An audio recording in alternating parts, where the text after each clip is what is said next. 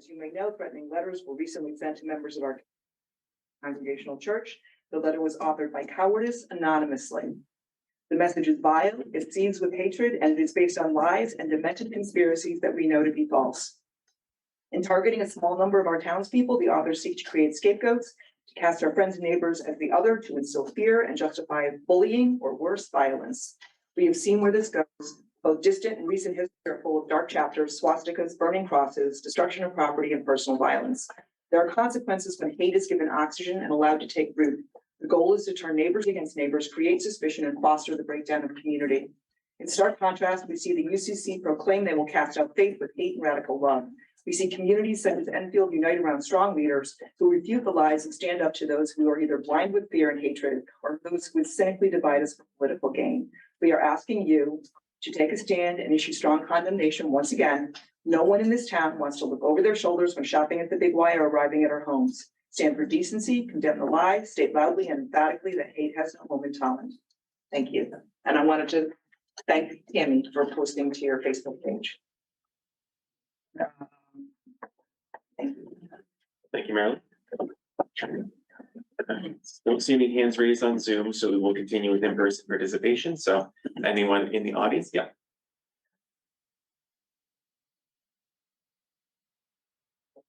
Dean O'Connell, 112 Rhodes Road. Jean Pitt. On July 22nd, my wife and I received a hate letter in the mail written by an unhinged, uninformed person. Make no mistake, this was a hate letter. It started out by exclaiming that we are not going to allow you to harm our children any longer. It stated that you people are sick and twisted and have no right to take advantage of our children, all caps. They blamed us for children cutting off their body parts. At first, I laughed at the ridiculousness of the accusations. Then it occurred to me that this is where terror begins and it can escalate. The state police have received a statement from us. The Democratic Committee, PFLAG, State Representative Tammy Nuccio have spoken out against this hatred. We appreciate their support. There has been a deafening silence from the Republicans, the town council, and the town manager. What does the silence mean? It's time to put politics aside and speak out against uninformed, unhinged people who attack others in the community. I'm asking the town council to please stand up to the hate. Thank you. Thank you.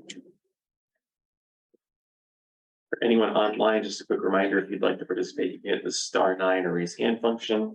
Otherwise, we'll continue with in-person participation. John Lappin, 168 Mountain Spring Road.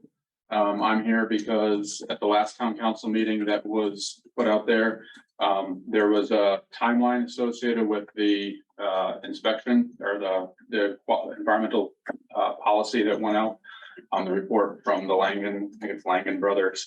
And I'm just looking to see where we're at. The last meeting we did not have. And so it was 1 to 2 weeks from that. So now it's been 4 weeks. I know there's a FOIA request out there as well. And I was hoping to see the document in here in front of us today, but I don't see it. My hope is that it's out. It's going to be discussed later on this evening. Because this is what all of us, I'm representing essentially all the people that have contaminated wells, need as a blueprint forward to rectifying that. Thank you. Thank you. Anyone else from the public that would like to participate? Again, if you're online, you can hit *9 or raise hand function, or if you're in the audience, and approach the table. All right, going once, going twice. All right, 3 times. We'll move to item 6, public hearing items. There are none. So 7A, reports of boards and committees responsible to the council. We'll start with the ARPA subcommittee. No, Okay. we canceled our last ARPA meeting due to not having too much. I was unable to make some other meetings due to some things, so. Thank you. Fire subcommittee is meeting later this month to finalize our change order process and continue our ongoing efforts towards Ride Station 340. I think there's no major updates with the project, on time, generally on budget, meeting our needs. So, and that brings us to road salt task force. We had a meeting last night in relation to what Mr. Lappin spoke about and FOIA request and the report specific to his home. That should be in council's hand and his tomorrow. If it's not already in your hands, the report, so that should be there, tomorrow. Thank you. That brings us to 7B, reports of town council liaisons, and I'll start from my left. Thank you. I attended the Historic District Commission meeting in July, and they had a public hearing regarding a certificate of appropriateness for some improvements on one of the properties, and they discussed sidewalks on the green. Thank you, Councilor Murray. Councilor Khan. There was no meeting on the EDC, Okay. as council. Thank you. Vice Chair Regan. Thank you. I have two. July 24th, planning and zoning met. There was a summary of a study that was conducted by a company called Strategy 5 LLC. This is a impact of multifamily housing. They emphasized that it was not an affordable housing plan, but it was how affordable housing can be implemented. And then there was an extensive discussion on sidewalks on the green. No action was taken on that. And that was the extent of that. 726 Board of Education met. There was a presentation by Shipman and Goodman on LGBTQIA+ laws at the state level and how these laws affect Tolland. There was an update on the transportation contract, and they're very close to finishing that.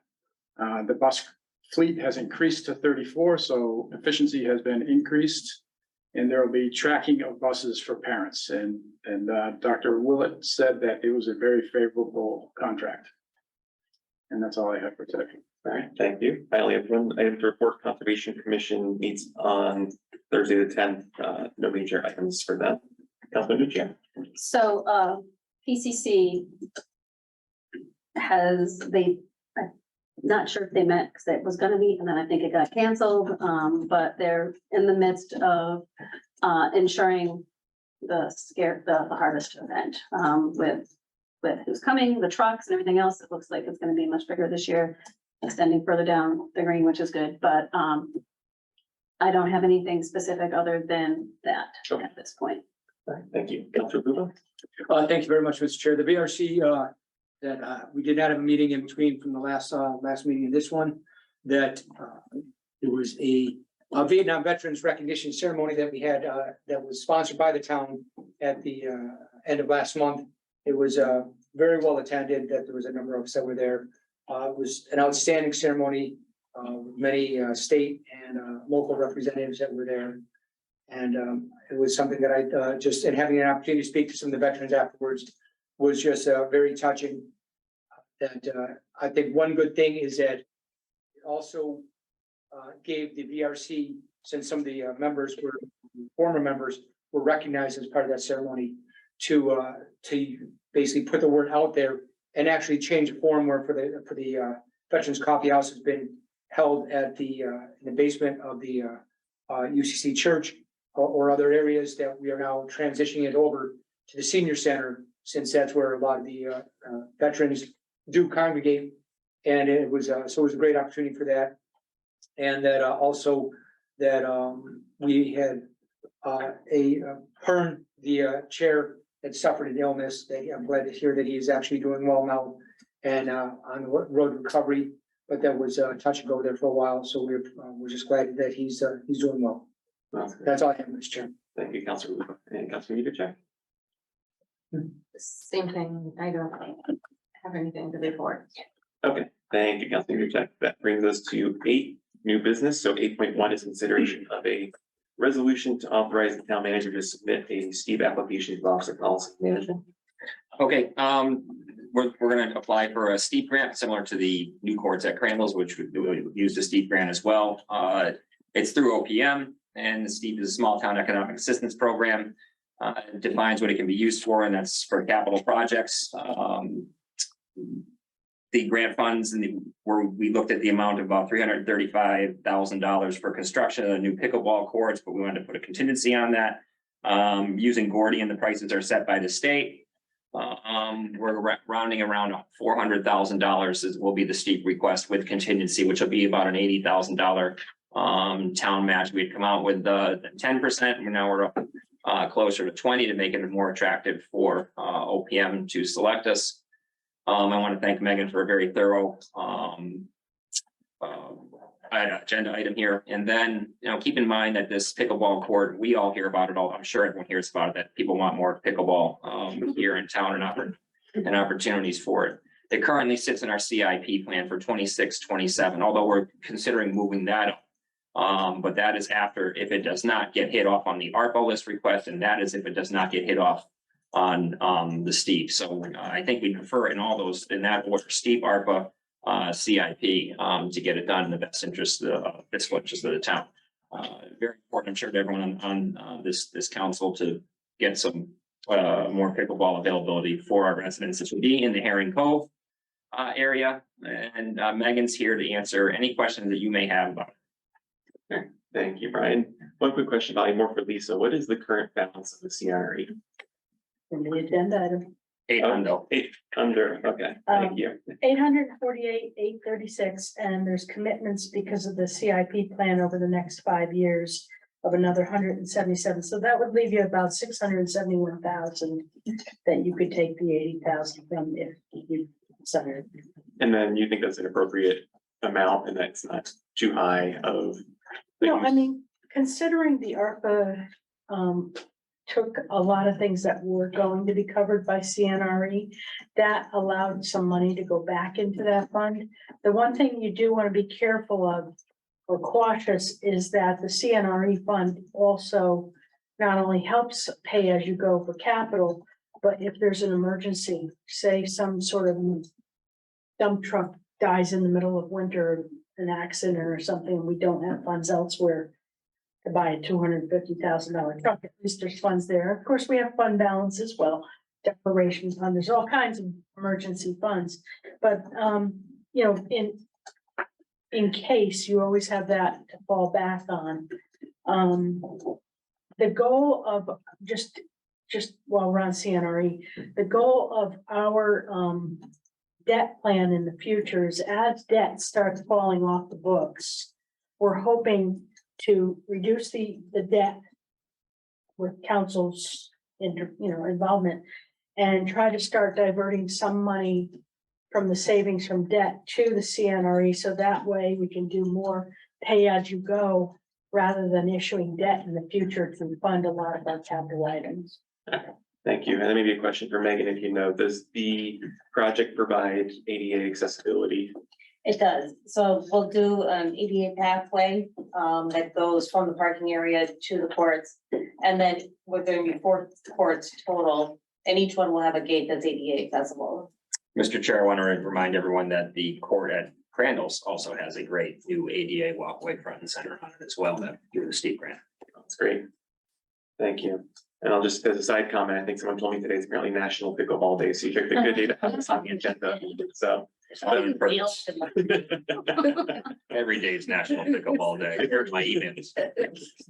But with that, I'll open the floor to questions. I think Councilman Lucio and then Councilman Murray. So I think I've got a question for Megan and then possibly a question for you, Brian. In regards to the, I don't know actually who it's gonna be for, where the placement of the pickleball courts are. Those are existing basketball courts. And in the past, they were used for ice skating. And I know when the ice skating went away, the basketball courts were kind of left to, I don't know what kind of shape that they're in now. So is this going to replace the courts that are currently there? I believe so. And the ice skating rink That was is my next now question. transformed into a portable one that'll be likely at Lower Crandall's just off of the street there on the park. Yeah, I think the rec department, right, they got a ARPA request for it. Yes, yeah. But I didn't know where it was ultimately going to, and That's accurate, right? So the pickleball courts are going to go on the site that's the former ice skating rink. And since we're not using that area, the basketball courts are separate, they're still there. They will probably need updating in the future, on the list. so I'm looking at the map then of the basketball courts in front, because they're not marked on The here. basketball courts are, if you're looking at it to the left. Put it up on the screen. Is that possible? I'm sorry. Do we have it? I don't think we have it. Oh, okay, sorry. Okay, so it's not replacing anything, or there, it's like an empty lot. You gotta make that much bigger. Hey, get back there. Shut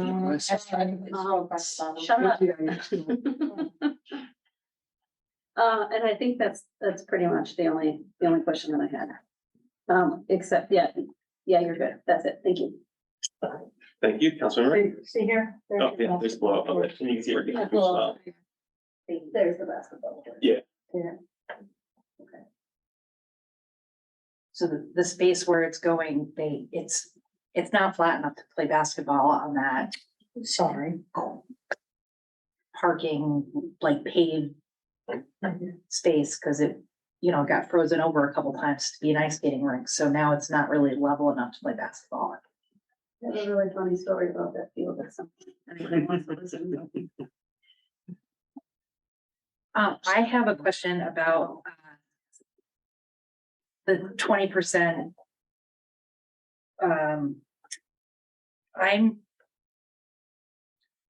I'm concerned about us moving forward with this application without a 20% match, because we did receive seed money in fiscal year 23 for a recreation improvement in town. I think it's great that we go back again, but I'm concerned that the 20% recommendation is seen as a threshold. And if we don't hit 20% match, we should just not put in any money at all. So I don't know if I'm explaining this correctly. When OPM is going to look at these applications, my concern is that they sort of score the applications and you either have a 20% match from the town or you don't. And so if we're talking about making a 19.1% match, that doesn't meet the, you know what I mean? Like, I don't know that that puts us in a better position than not offering any match at all. Do we know that how they score it? They prefer, so the match is optional, they prefer the 20%. That has been a 20% commitment. I think what we did, the tennis courts, we did 16.4, I believe, is what we had put in. It's a recommendation that we do 20%. It's not a requirement, but obviously if we do 20%, it'll be probably more favorable than others who put in less. We got the tennis court at 16. We did. I have no problem about like it's 20 if we're at 19.3. And were you married to the 19.3 for anything? No, I was just given the number of 80,000, so I backed into the You rounded it, percentage. yeah. So, That, Yeah, and so you're I could probably be gonna be about completely, I could be 80, completely wrong. I just, I think that there are a lot of communities that are going to be applying for steep money because not as many got in last year because it's sort of a late, option or offering. And so now I think we're gonna see more communities applying for steep. I think it's great and I'm very supportive of Tolland applying. I just wanna position us as in a positive way as possible. So then my question is, Lisa, and I apologize because I could have the answer, but I don't in front of me. When we planned for this on the 5-year capital plan, were we going to fund any of this out of CNRE or was this all, it was all gonna be bonded? not all bonded, there was a local capital improvement fund Okay, grant that we were going to apply for. okay, There's a little over 100,000, I don't have the number Okay. exactly, okay, and then the rest would have been bonding. okay, And because this is under our threshold of 100,000 that we bond Yeah. with, I couldn't Yeah. recommend bonding. right. I understand. Thank you. You answered my question. My guess is that this, if we get the grant and we put the 20% in, we save more money than we would if we use this, our current 5-year capital improvement plan. So to me, it's worth making this investment now so that we can try to leverage this grant. And it would also free up the LoCIP funds in the future for, especially like roads. That's usually what we've used it for, but because we're trying to make ends meet in the capital plan, we allocated it towards this project in the future. But one, it would be much better served unless the council has other thoughts when it comes to CIP time to be used to improve our roads. Yeah. So if we commit 20% of CNRE for this project and we don't get the grant, we can free that money back up into CNRE, right? We're not committed to spending it. This is just, we commit to spend it if we get the grant. Right. And we'll come back, if the grant is awarded, we will come back for a formal appropriation of the funds. Because the project isn't for several years out. If we get the grant next year or this year. Yeah. We're gonna need an appropriation in place, so we'll put all that into place at that time. Okay. Thank you. This is just a resolution allowing it Yes. to be applied. Yeah, and I just looked it up, Lisa, it was 115,553 for the LoCIP grant, so. Thank you. Yeah, no problem. So with that being said, is there any other questions or comments? I do have a question. Lisa, you just said that this is a couple of years out or a few years out. Yeah, I think two.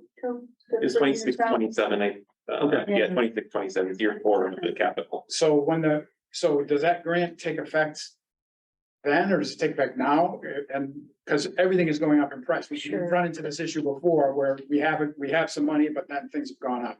Hopefully now, if this grant, if the steep grant gets awarded, we will come to you right away and get an appropriation in place and the project will be moved forward. Move back, to now and get started with it. Because obviously, as you said, we do want to take advantage of the pricing and it not increasing. We've built a little bit of an increase in there just in case because of the timing involved. Yeah, I mean, even the original, well, on our budget, the original estimated cost was 255, so it was significantly higher. I think that was an estimate just several years out anyway. Also included, and I updated your agenda item to include why this one is a little bit higher than what was in the capital plan, because it did include some ADA walkway and some tree removal and other things that did not, was not included in the one in the capital plan. So it's a better project. Thank you. Any other questions? Oh, and I think the other thing too is, similar to the tennis court projects, when we had some overruns, if there was a need be, we could utilize other funds or didn't use ARPA to cover Yes. an extra 100,000 when there's an overage. The only way you can use the ARPA funds if it's beyond your 20%, whatever your commitment is, Yeah, because we could not use ARPA funds for our 20% commitment. But if we do need extra funds, we can go to the ARPA fund or, in other source. yeah. Any other questions, comments? So I guess I would entertain a friendly amendment, I think, from Councilor Murray to amend the resolution or we're applying for the grant, but I think the intent of our conversations is to adjust the utilization of CIP to 20%, which would be about 83,000. If we get this steep grant. Is there any considerable opposition to that? All right, then I'll entertain a motion to approve the resolution and outline 8.1. So by Councilman Nuccio, is there a second? Seconded by Councilman Yudichak. All those in favor signify by saying aye. Aye. That is unanimous. That brings us to 8.2, which is the consideration and action on the suspense list for June 30th, 2023. So obviously, we want to move these unpaid tax bills to our suspense list. Doesn't mean that we're not going to collect on them. We're just going to move them off our list. I believe this is an accounting move. We're going to still try to recoup as much as we can. It's personal property, and motor vehicle accounts. Lisa's here as well to answer any questions about that. Just a quick note, thank you, Brian, for the one question I sent over, leave up yesterday about how much we've collected back so far. Your tax collector estimated about $3,000 from last year's suspense list. And has that changed at all? No, yeah, it's Yes. right around 3,500. So I think the budget was 3,000 and we did better than what we put in for the budget, Okay, 500. all right. Are there any questions from council members? All right, seeing none, I will entertain a motion to approve the resolution outlined in 8.2. So moved. So by Councilor Buba, is there a second? Second. Seconded by Councilor Murray. All those in favor signify by saying aye. Aye. That is unanimous, brings to 8.3, consideration of resolution to declare truck 240, a 1990 Pierce aerial ladder truck as surplus property within the town. So when I got here, I started to look closely at the apparatus. I saw in our capital improvements plan, a plan to spend about $2 million on a new ladder truck. The current ladder truck we had is a 1990.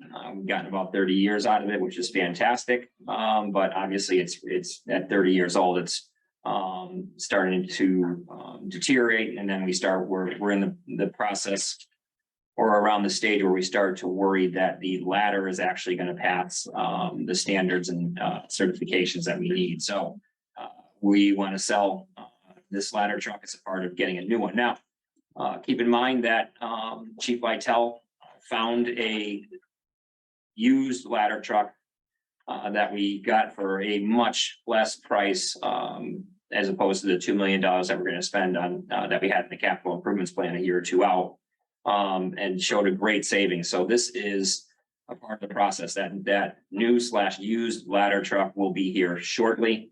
In that we want to get moving on selling this one. I know there was a question about, will the dealer buy it back? John did reach out to a dealer. They are not interested at all.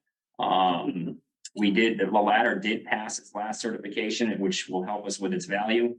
But we estimate, and this is a rough estimate, the value of the current truck to be around $20,000 or $30,000. Chief Vitale's here and I to answer any questions. Thank you, Brian, and thank you again also for answering that other question about whether or not Pierce would take it back. And it's unfortunate they won't, but I think usually traditionally ends up further north, like New Hampshire, Vermont, tend to take bids on our equipment. So are there any questions from other council members? Councilor Byrne? I apologize if I missed this somewhere, but if we do sell the vehicle, where does that money go? It goes to the ambulance reserve fund where we put aside for future capital purposes for fire trucks and such when we can afford it. Okay, thank you. Seeing no further discussion, I'll entertain a motion to approve the resolution as outlined in 8.3. So by Councilman Nuccio, is there a second? Second. Seconded by Councilman Yudichak. All those in favor signify by saying aye. Aye. It's unanimous. That brings us to 8.4, consideration of a resolution to set a public hearing on August 22nd, 2023 for the purpose of discussion on ADA sidewalks on Town Green. And I'll toss it over to Brian. Obviously, for years, the sidewalk issues around the green and has been prevalent and of much discussion. As we move forward and look at potential solutions, we wanted to have a public hearing. Should the public hearing be approved, we will send out a written letter to the abutters, the Historic District Commission, and People with Disabilities Commission, notifying them of this hearing, as well as the standard stuff that we would do with any other public hearing. Again, this is on the ADA accessible sidewalk to our much used beautiful Tolland Green, using a design submitted and suggested to us by the chair of the Historic District Commission, and having a public hearing is part of a process that I believe that we all are interested in having. Thank you, Brian, and I agree. I think it is beneficial for us to invite the public. I think we've heard a lot of back and forth on, this is a very specific part of the town that impacts a specific part of our community, but at the same time, the green is for everyone, and for both sides of the argument that the town should be involved in that process. So this is a good way to do that. In the one pager for the agenda, it said town attorney review, yes, completed. Not sure if I've seen that before. Is that the legal review of the project and any outstanding issues with it, or is it more just a review of having the hearing? Where are you seeing that? It's on page 19 of the packet. It just says town attorney review, yes, completed. He certainly reviewed the concept of having a public hearing and concurs with that, yes. But obviously, the town attorney's been involved with this every step of the way. Okay. All right. I have no further questions. Are there any questions or comments from council members? Actually, I have one other. What is the status of PZC with it? And I think they referred it to design advisory board. It was referred to design advisory board. Design advisory board did not have a quorum, had to cancel the meeting. They rescheduled theirs for Thursday, the 17th, if I'm accurate on that. Then the next step for ZBA would be the 35th day from which they received the design. That will be the 28th, their next ZBA meeting. Okay. So we're kind of having the hearing. I mean, I think it works out somewhat well. They're having the hearing while they're still discussing it. They can utilize that in their deliberations and make a decision favorable or otherwise to the council. Very smooth. And of note, someone on the zoning board happened to be at the farmer's market on Sunday. I met with her. She had some questions and we walked around and had a great discussion about the plans and such. Thank you. Any further questions? No, Councilor Murray? When, couple things. The plans that are a part of our agenda packet are wonderful. Thank you very much for including them. I am not. Sometimes I struggle reading plans. Yep.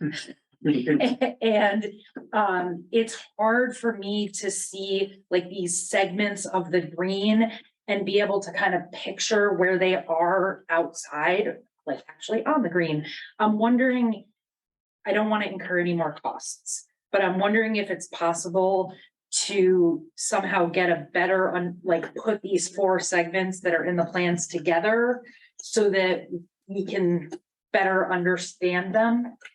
with Are the you public. saying for a public hearing, have some better pictures? She wants you to tape them together. She wants a That'd be craft great. project. She wants a craft I project. think you could do it with an aerial. That would, yeah, something like that, just to give us some perspective. Okay. Cause somebody called me and talked to me about it, and I'm like. I had a hard time following. I know for the original design, there was the 3D rendering that obviously for the design that went on towards closer 195. Yeah. Is it more costly to have Chuck do a? Yes. Okay. It's like. Still one of you the have high to school kids literally, with a like, this drone one, and just- like, if you're looking at it, like this one is the first one, then this one connects to that one. And then you cross the road and Yes, this you is the third one, and then this is the 4th one. So Like, that's, so what I'm hoping is that when we have a public hearing, that others could follow along a little bit better. Concur, and I've done this before, I forget, but I was able to have Jim down in buildings, do an aerial, and I think it was for the Harvest Fest, our pre-planning meeting. Which we'll be having, I'll talk about later, but I'll do the same thing. That would be great. Thank you, because I think that would help everyone understand it a little bit Yep. better. The other question that I'm hoping we can provide, or I guess the other answer I'm hoping we can provide to the public during this public hearing would be an understanding about a time frame. So when would this be in front of council for our consideration for an actual vote? What are the next steps if council approves it in a vote? And, you know, kind of like, do we have a rough construction time frame? Just so everyone has the same expectations. As far as a vote, September 5th. And from there, we would go out to bid. And then that's where predictability gets somewhat dicey depending on how long everything's out there. Okay, great. Thank you. That's helpful. I think it would be like maybe helpful if we could include that in the public hearing packet. Yep. So that when the public comes in, because they're gonna, it's all right there available. The other question I had was, we had a brief discussion at a previous meeting about maybe increasing the depth of the sidewalk so that it would be more stable if cars were going to drive over it, especially for the farmer's market. Is that still part of the plan? 100%. Okay. Is that somewhere in these plans or? The plans you have there are not I don't They're believe not those are the exact technical ones. Yeah. If you don't love these. And I don't want to, Technical ones, please yeah. don't show them to me. I don't But want in to- short, I can explain that where a typical sidewalk is 4 to 5 inches thick. Where a sidewalk would cross like a driveway in someone's house or something along those lines in the regular world here, it's 8 inches. So if we wanted to have, an area where cars can drive over, which we do, and that's gonna be where the sidewalk is currently beveled. It'll be 8 inches deep, having no impact, on the visual appearance of the sidewalk. Excellent. That's very good to know too. Thank you.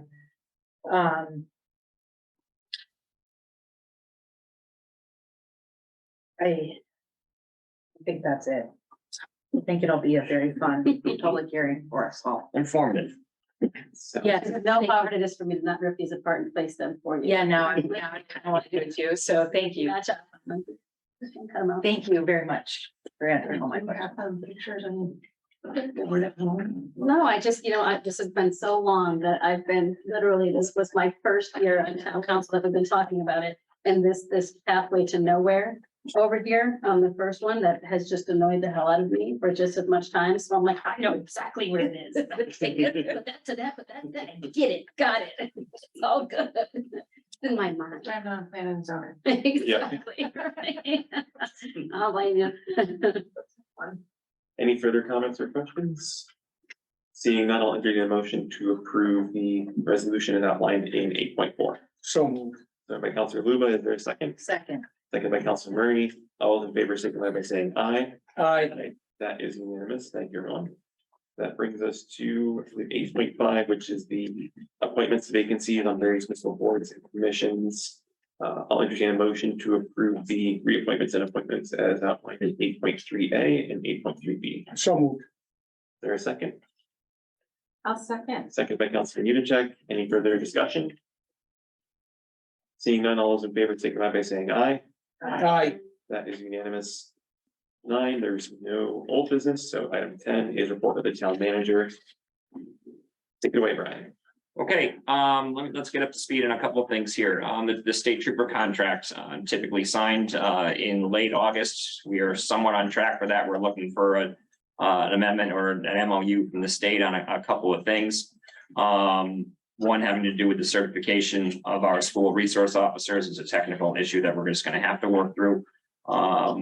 And then the other is, if you look at the very last page of the town manager's report, you will see the antique of a police crime activity report, which in modern policing is, I hate to say laughable. I sent it to the commissioner and the head attorney for death saying this is the crime report I get. This is terrifying. I have no idea if burglaries are up or down. You guys have no idea if burglaries are up or down, or car breaks, or auto theft, or anything else. We don't know what they are this month, last year, anywhere else. We don't know mapping, where they occur, anything, suicides, overdoses, nothing. We get nothing. And we are working on an MOU with the state that is easily attained, and some training for, I believe, our resident troopers to put some of that together on a monthly basis for us out of our contract. So hopefully we'll have a better crime report. And again, this is not the trouble of our state troopers by any, our resident troopers by any stretch. This is, internal processes over there. So we're looking to move forward there. If you take a look at Crandall's Park, the Lions Field side where we had the Eagle Scout project, DPW is looking to piggyback on that, and it's really coming along great.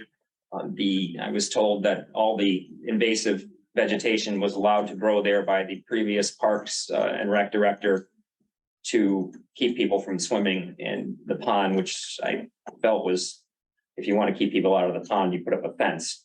That being said, we're beautifying that area, getting rid of all the invasive species, and it's already starting to look fantastic. So I thank DPW, the director and Paul Russell, I met out there today in the progress, as well as the Eagle Scout. Lisa's busy with the bond rating process. We all are going through there. We're getting ready to go out to bond again. And we're trying to keep things as stable as possible, moving along. Keep in mind, for my town manager report, Megan has some numbers in here in relation to the pickleball court that have since been revised and re-revised as of, tonight. As I mentioned before, we have a harvest planning, pre-planning meeting coming up later, I believe in September.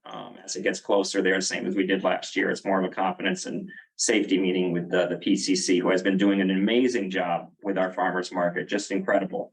I got contacted today by Stop and Shop. They want to do a flu shot program there on Sundays with us as well.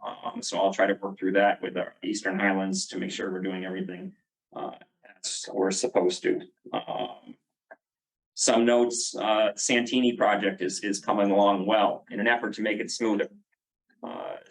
Our building inspector, as well as our fire marshal, have been meeting with Santini and their architects at more of a pre-meeting to help them get through the permit process. So I thank them for really going above and beyond with that. Our back to the farmers market.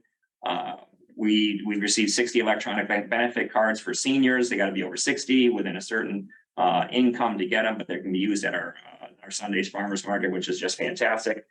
I got to say that the Tolland Youth Services Community Theater had their Disney Descendants play last week. So that whole program serves 75 plus kids all summer, creating great memories for them. It's been going on for, I believe, 25 years here in the town. It's just a fantastic program. I spent some time there throughout the process. That they do such a great job. I couldn't be any happier with that. The library's got a lot of events going on, including tonight. They had one at 6 o'clock for Medicare. So they keep cranking out programs down there. They do a great job with that. In regards to finances, as you saw, everyone here seen our finance director's year-end report. And I'm certain you guys would like to, council would like to discuss that. So I'm ready to begin when you are. Right, just add the one last thing. What's that? What? Dennis. Oh, I want to thank council for the Miracle Field is doing a brick sale where a fundraising event where you buy a brick, and the council bought a nice one there for Dennis and paid for it out of your council budget, so that he'll be recognized down there. And it was council person Uticek's idea, so I thank you all and her especially. All right, thank you, Brian, and I guess turn over to Lisa. Obviously, it's a pretty thorough report, and I know you're expecting a number of questions from folks. So if you want to provide a high level summary, and then we can dig into the details. Starting out with, go easy on, okay, please. They're backing me up a little bit. No, certainly, I am gonna answer a question. I just would you like a little bit? Yeah. Yes. Okay. To begin with, if looking at just the revenue side of things, so far the revenue collected, and remember, this is before any generally accepted accounting principle entries are made. So this is totally on a budgetary basis right now. There could be another impact on fund balance when the gap entries get calculated once we get going through the audit. I'm hoping it won't be too much of a difference, but it'll come into play with encumbrances from last year, encumbrances from this year, and how that all comes into play to adjust those numbers. But on a budgetary basis right now, we are looking at a increase to our fund balance of a little over $1 million. The revenue collected was $60.7 million, which was about $732,000 in excess of the revised budget. The revised budget included that $289,000, the extra that we got from the state of Connecticut, which I'll talk about when we get through intergovernmental revenue. So that increased it. In essence, we would have been using about $557,000 of fund balance to move the money to the municipal stabilization fund, as well as we had programmed in 200,000 plus 68,000 from debt service and all that. And we're not going to have to use it. So that's what increases the impact on our fund balance. The adopted budget was increased, as I just talked about, was the municipal, the extra money that came in, then plus we had another $1,000 or so for one of Beverly's grants that you allocated. I want to start off with property tax revenue. This year has been, when it comes to the current levy, one of the closest years in me being here and calculating. There's been years that we've fallen short on current levy. This year, we exceeded the budget by $22,000 out of $48 million or whatever the number is. A little over 48 million to come within $22,000 on the current levy portion of it was pretty good. At least we exceeded it. We did not fall short. When it came to our prior levy, that's all the old ones that we haven't been able to collect and people are delinquent. We actually fell short in our estimate of about $13,500. Still not bad considering. Part of that was I did bump up the budget numbers from previous years, because in previous years, we did exceed the budget by pretty significant amounts for prior levy and current levy. So this year, a lot of that was bumped up in the calculation of the mill rate as well as in the calculation of the budget. So I fell a little short in the estimate for the prior levy, and that was just a reduction of 13.5. There was also about $30,000 in interest and penalty collections, things like that. The suspense collections, things like that. The big revenue, when I say the overall budget was exceeded by 167,000, the big revenue generator here had to do with motor vehicle supplemental bills. Each year, again, that's another area when we're calculating where we think the mill rate will be.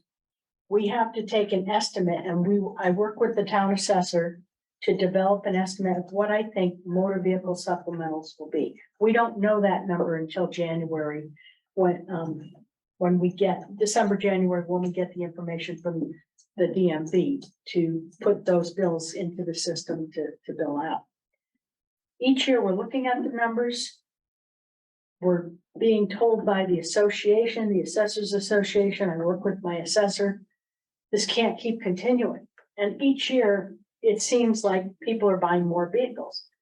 That compounded with the values of motor vehicles in this past year of used, new, whatever, again, increased the value of those vehicles being taxed, which generated an extra $121,000 that we had never anticipated would happen. This is a hit or miss each year. We're trying to do the best we can. We use the best information we can to get that assessed value. And each year we keep popping it up. One of these years I'm going to pop it up so much that we won't get the extra revenue. But in the meantime, at least we did.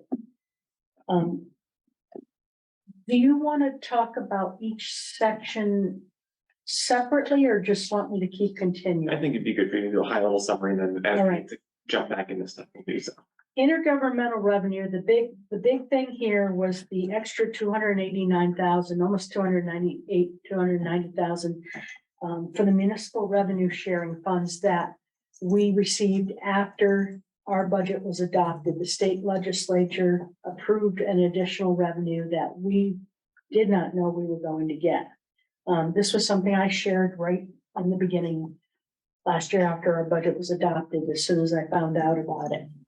Our municipal stabilization, tax stabilization fund governs how those funds are managed. So what happened is that 75% of it goes to a tax stabilization fund and 25% goes to the CNRE, which was CNRE was about $73,000 and the balance went to tax stabilization. So now you have a little over 300 and something thousand in that fund to work with for your future budget processes.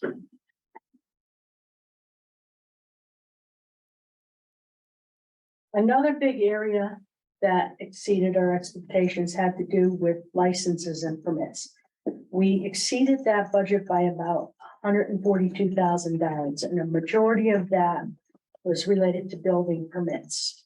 Again, when we're putting the budget together, I'm working with the building inspector. We're trying to see what kind of projects are out there, factor in developments that are forthcoming. Renovations, you don't know until people come in, but the big projects we try to estimate in the budget. There were a lot more permits issued than what was shared with me from our building department. Charges for services fell a little short in the budget, about $7,600, but they were fairly on track to previous years. Our next big one has to do with our investment and miscellaneous income.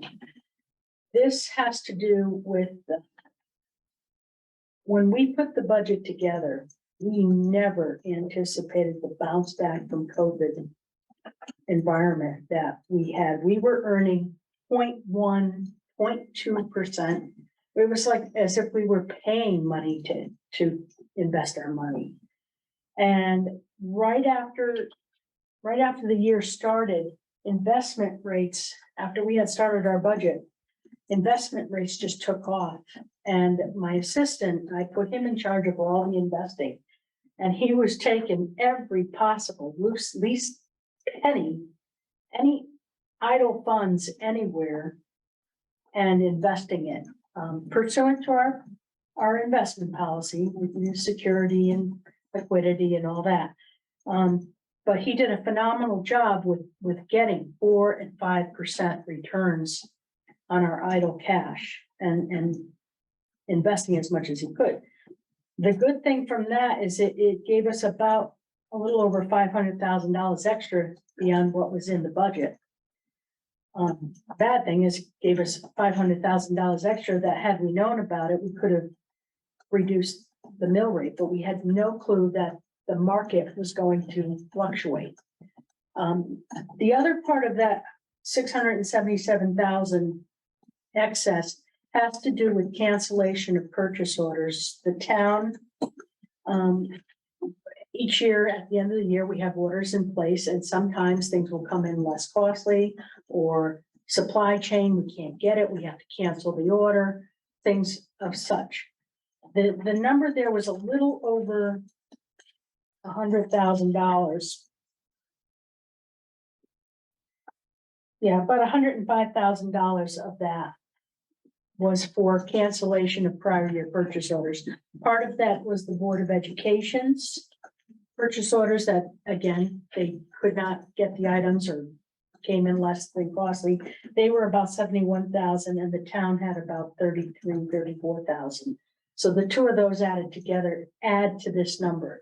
That was a number that I wasn't aware of until we don't know that until the end of the fiscal year when it comes to the Board of Education stuff. Our stuff was already out there.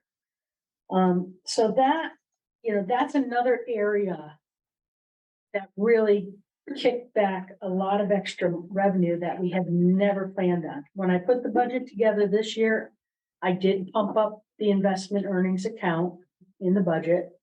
I've also been made aware from my different financial advisors that I work with that the market is still up there, but there's an expectation that it could possibly come down. We don't know what's going to happen, but right now we're investing as much as we possibly can. And like I said, I did pump up that number in this year, as I did with many of the other tax collections and building permits and other areas in the budget.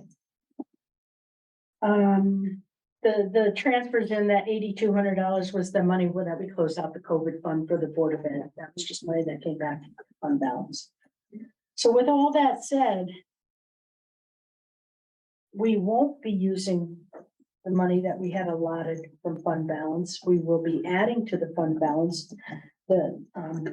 As far as the revenues and such, I'll get into the expenses in a minute.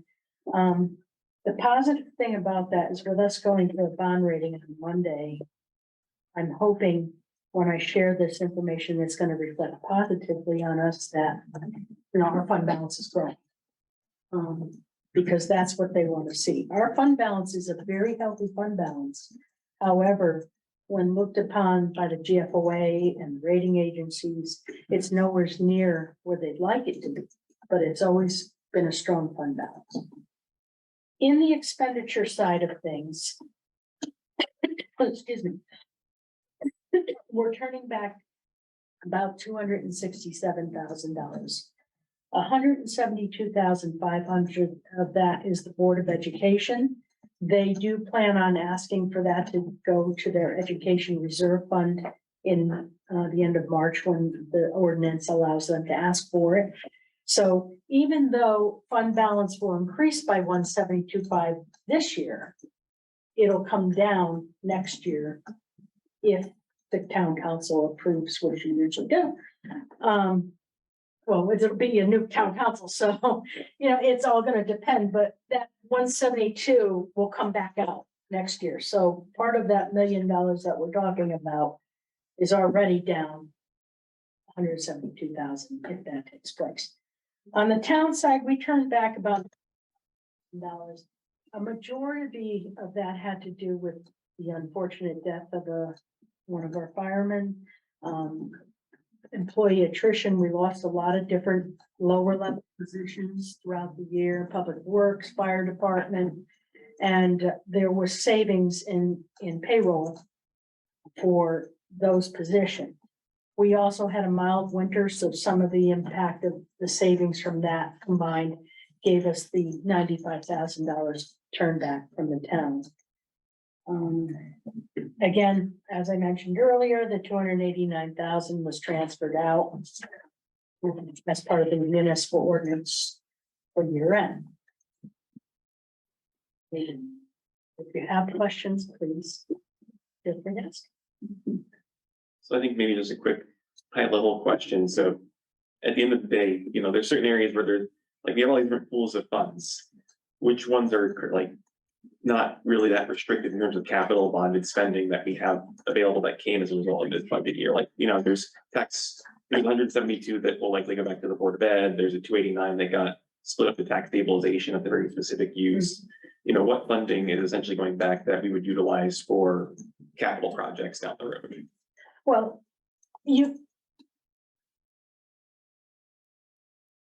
Maybe more, That's a trick maybe it's not, question. it's quite a high level question. well, the thing is, you'll have about, let's just make it easy for me, like 800,000 on the budgetary basis right now, going back to the fund balance at year end. Okay, take out that 172 from the Board of Ed, because it's gonna be a wash. That $800,000 increase in fund balance would be up to the town council in future budgets to maybe use it. First, you could build your fund balance and leave it. You can use it to offset one-time expenses is my recommendation, such as capital items in the future. Maybe instead of bonding something, maybe increase your use of fund balance to pay for a one-time capital expense. This is certainly up to the town council to think about if that's what they would want to do. We always put in a couple $100,000, which offsets the mill rate. Even if we don't use it, that reduced what we would have calculated as part of the mill rate. So, you could still do that as prudently in the budget process. And those are some of the things you could think about using. And again, you want to just look at your balances where you're at. Make sure that you're managing for your bond rating, managing for your security, for emergencies in the future. Make sure you have enough liquidity, and you go from there. So yeah, so just to clarify, you said your recommendation would be, as we kind of discuss and have our questions in terms of use of these excess funds, your recommendation would be ideally, if it's one-time inputs, that we should use it for one-time outputs. So capital items maybe between the Board of Ed and the council that are maybe lower level, smaller infrastructure improvements that are already slated on our 5-year plan could be paid down a little bit so that future year budgets don't rely as high a percentage of the budget on that spending. I mean, that's the prudent way of using it, because if you're trying to use it to offset budgets that you're increasing expenditures that will be continual in the future, then once that fund balance money is gone, you're not gonna have it for future budgets. So you try to match one-time money with one-time expenditures if you can. Again, it's up to the town council how they want to allocate the use of fund balance during the budget process or outside the budget process.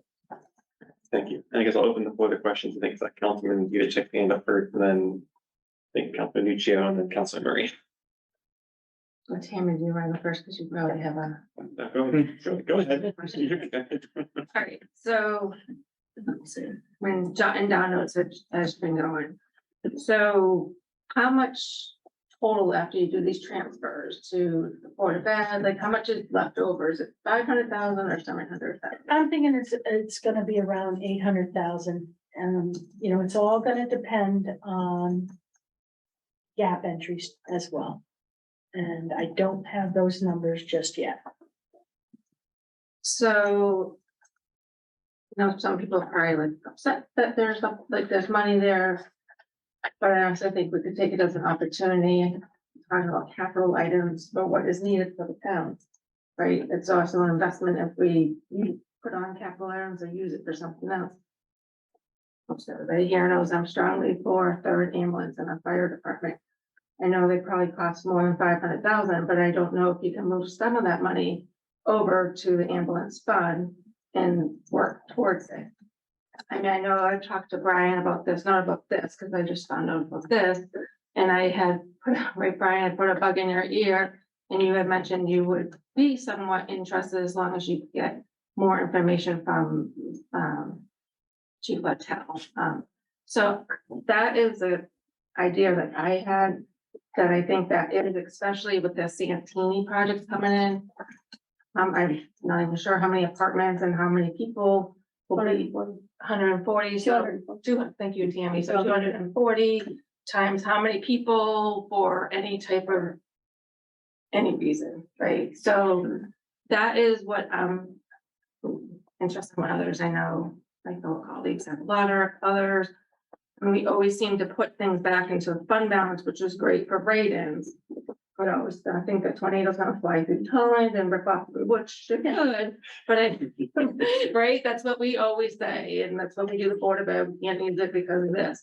But this, I really think we should focus on using it towards a capital item, something that a department has been asking for. Or something this community needs, and we'll definitely more of a Santini. And I think that talk about projects or apartments going in another area. So I think all six of you know, fire department. And I've definitely talked to Katie, Sammy, Stevie, Steve next, no, Steve, too, individually about my thoughts on that. Again, I know ambulance is more than 500,000, but it's It's just, about 400,000 or 500,000. right, and I think we also had it on. This maybe Tammy, I think. We had a fire truck on our. I thought we did with the ambulance, and then we took it off because ambulance funds or something. And the way back in. Yeah, so I'm not, but you know, like we've talked about it. So even maybe a little bit of that, a little bit of that, but I know the fire rescue truck is way too expensive and still a little bit controversial on that item. As far as any other questions, I think you answered them really well, Lisa, and I would believe everybody would be kind to you because you're a great, no, a financial person, and things happen all the time that can sometimes be out of our control. Thank you. Thank you, Councilman Nuccio. I'm not nearly as nice with Colleen. So, Why I'm gonna go first? Katie, I'm gonna No, So, I'm not gonna lie, when I read this, I was infuriated. I figured. I was infuriated. I think we all were. I voted no on the last budget because I said we could go deeper. I had people telling me, you know, the cuts I wanted to make, I didn't understand, blah, blah, blah, on and on. I understand numbers, it's my second language. This here, like the last 6 years that I have been on council, every year, hundreds of thousands of dollars left. Hundreds. We are now looking at adding $1 million to our fund. That is $1 million. We have overtaxed our residents again. On top of a 3% increase in the budget. We did not need a 3% increase in the budget. We do not need to have hundreds of thousands of dollars left after every freaking year. We don't. The whole budget process comes down to people protecting their fiefdoms. And I'm just furious because my fiefdom is the residents. That's $1 million that is going into a fund, $1 million. It is not chump change. It's not a couple, it's not 20,000, it's not 100,000, it's not 200,000. It's $1 million that we have overtaxed residents.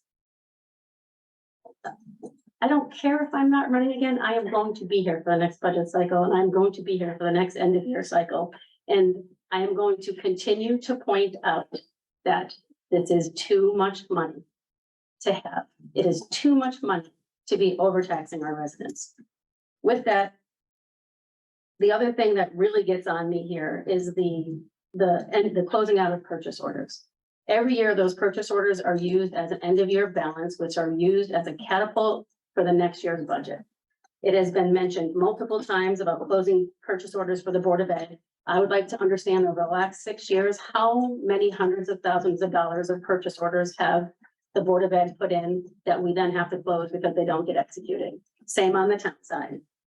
I'd like to know, for our next meeting, if possible, the last 6 years of every end of year, what the balances are on both the town and the Board of Ed side, and the differences that are going back into the fund in a very clean and concise way. I understand the numbers on these Excel files and I can track them, but I don't think the residents can. It's hard to understand the ins and outs of these like Excel sheets that are there. Our audit report does provide all that information. Yeah, but it's hard for the average citizen. I can't tell you how many average citizens are like, I can't track, like it's coming in here, it's coming out there, especially with the Board of Ed. We have the $1 million, the 172,000 will come in here, it'll go out, and the next year, like tracking it is difficult for the non-accounting brained regular person. So if we can find a way to simplify that, the problem is this $1 million compounds the interest rate. We increased the budget the prior year by X%. We have $1 million left on top of a 3% compound for this year. This is just, I will have other questions when I stop having the guy from, oh my God, what was the Disney movie? The Anger Man with the red hair. Like I'm like the heat miser right now, okay? I don't have any other specific questions other than $1 million. $1 million. We just overtaxed. I know, but you've got to understand. 267,000 was unexpended. However, the other 700 and something thousand that makes up that million was revenue that we had no control over, knowing that it was going to be. You went through the budget process just like anyone else in here. Did you ever think that our investment earnings were going to skyrocket when you were looking at that budget and voting on the revenue item for the investment earnings? None of us could foresee. The year before, we were 200 and something thousand dollars short in investment earnings because we had pumped it up. COVID hit. We got killed. Luckily, we have other revenues that We offset said it, right? But that's the key right there. Lisa. We're not looking at this holistically. We had other revenues that offset it and we still had money we took back into the fund at the end of the year. No, it's not a thank God. In my opinion, it's not thank God. Well, if In my we opinion, did, it's over then- taxation. Like we should be budgeting much leaner.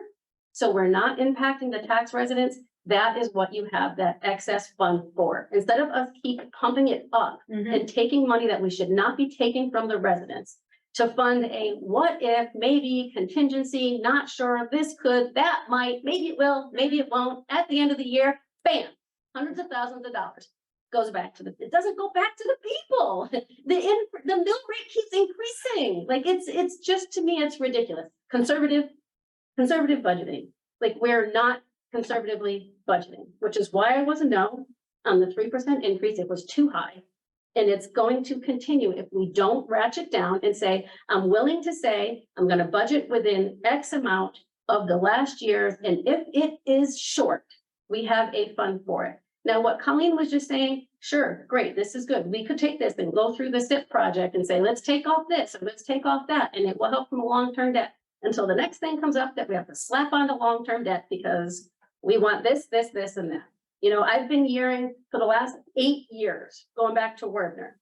But we're gonna have our debt paid off, and then we're gonna be able to pay for things, and then this, see, then this comes, and then that comes, and then that comes, and, you know, it's a pipe dream that I just don't know how much confidence I put in anymore. Like, I just don't know, but $800,000 that we have here now to maybe use for something else is the best thing that I think we could possibly do, because I am just nauseous at the fact that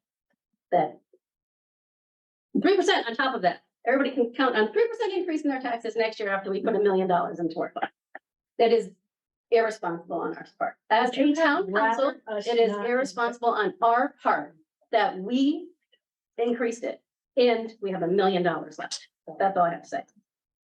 All right, thank you, Councilman Minichia. And jump over to Councilman Murray, or actually, Colleen, did you have? I already you did know- once.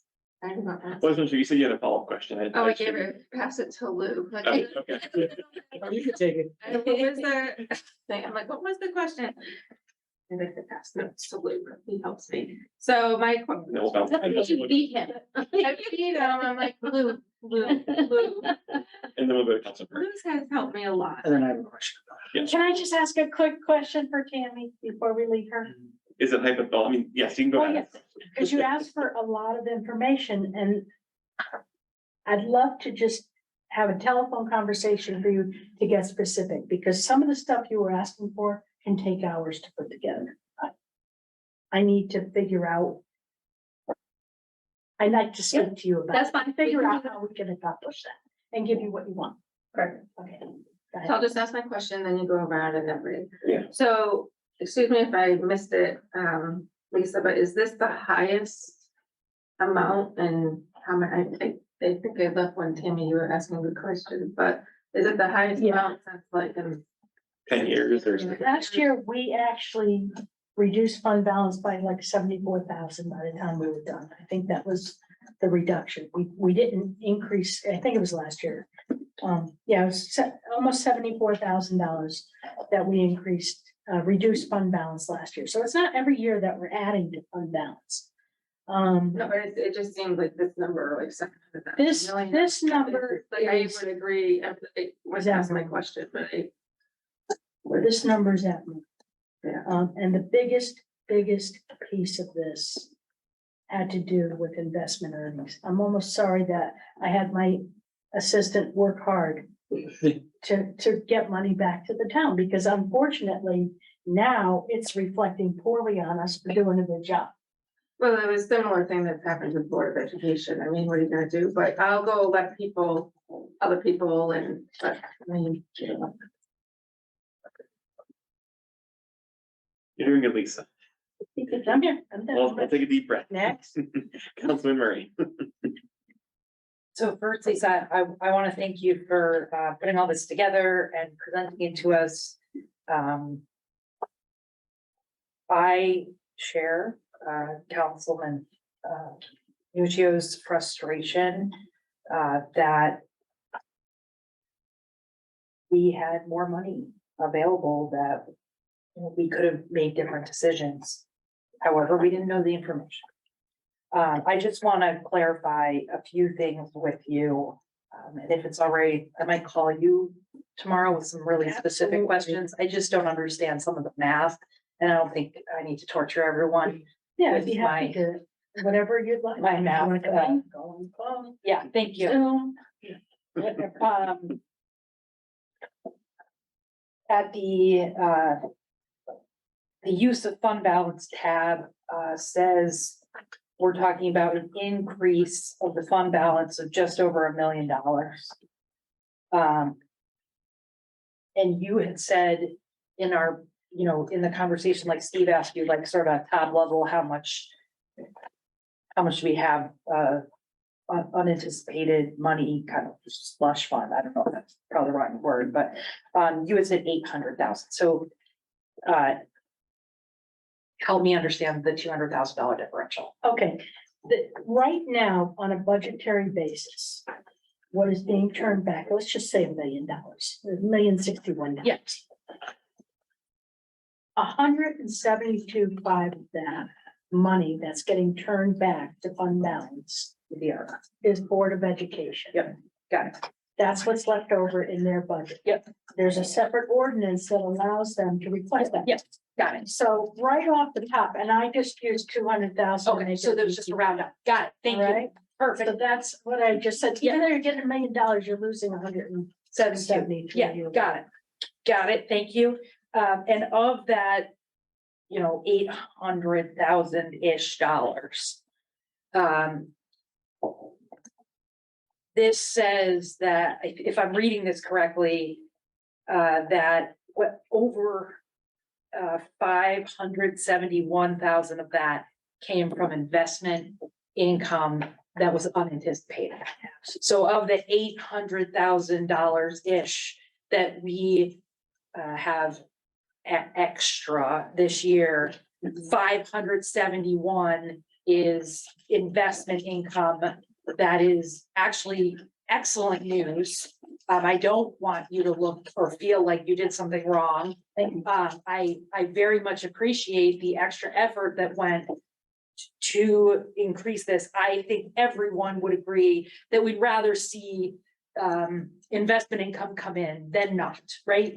And I give credit to my assistant because he managed that whole process. That's excellent. So if we, so we're talking about $130,000 to $150,000. I'm going from 571 to 800, right? 670. We're talking the net here. I really got to show you all the numbers because 230. Yeah, there's really, I understand. it's just how it offsets. Yeah. There were other revenues also. Yeah, Building I got it. permits, Yep. Yeah, but we're talking about $250,000 now. I'm sort of working my way back. So we have approximately 800,000 extra. I don't like that word, but I can't think of another one. 571 of that was investment income, all good news, right? So now we have $230,000 to $250,000. Of that, it sounds to me like 167,000 was taxes that came in. Yes, but not your current levy tax bill, the bill Okay. you get for your house or. Yeah. whatever. That extra 167,000 resulted from a majority of it from motor vehicle supplemental bills. Okay, That came after. We try to factor into the mill rate right. what we think it'll be, but that, a good chunk of that came in from that. We also collected on some delinquent bills, which gave us some extra interest earnings at 18% for people who don't pay their taxes. So those two were a Right. majority of the excess. Thank you. I thank you. I appreciate that clarification. I was going just kind of one step higher and thinking how much of this extra money came directly from our taxpayers. And it sounds like it's approximately $167,000. Yeah, and it came from, again, from those who bought motor vehicles. Right. The So, majority of it. Let's yeah. just say 125. yes, so this isn't like we made a mistake in estimating how much someone's taxes were. This is like somebody, for 121,000 of that is people bought more things, and standard operating procedure, we tax all those things, those motor vehicles, actually at a lower mill rate than we tax Right. for real estate property, for example, Right. right? So I'm trying to understand this from sort of a basic picture point of view. In reality, we're talking about 45, 50, I don't know, $46,000 of this being real estate taxes that we were not anticipating. Yeah, we actually, when it came to the real estate side of things, we came within $22,000, which is damn good, Esther. Okay. Yeah. And the prior levy, Yeah, we had a shortfall. yeah, In prior years, we were, much as Councilman Nuccio mentioned, we were further apart. Yeah. On the current levy on Right. real estate. yeah. But I really tweaked those numbers. yeah, but I'm just trying to understand. I'm not trying to make. I'm trying to understand kind of from a big picture. Mhm. Tammy says we overtax our residents by $1 million. Well, if I kind of filter down in these numbers, to me, it looks more like $25,000, not $1 million.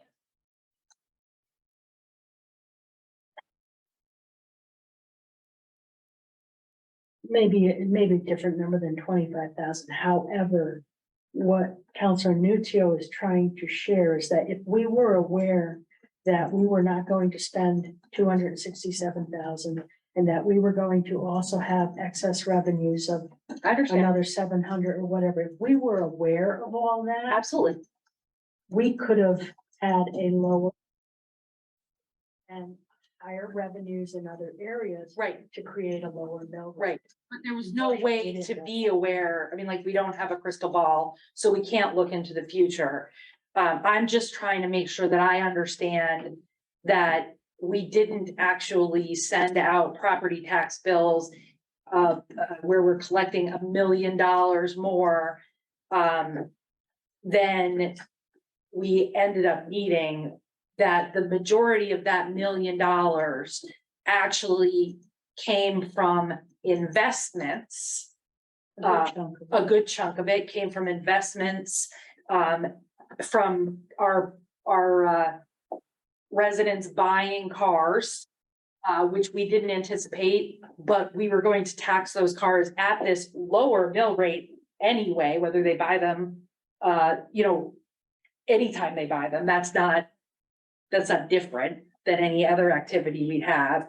I agree with Tammy's frustration over purchase orders. However, I wonder, I heard something you said when you were asking about purchase orders, that some of the purchase orders are put out for things that when we try to actually buy it, it's no longer available. Right. And is that happening more frequently due to current shortfalls In in the supply? past couple of years during the COVID era, the supply chain was very difficult. Yep, And there were a lot of items that we couldn't get. Yep. Sometimes just had to be canceled. okay,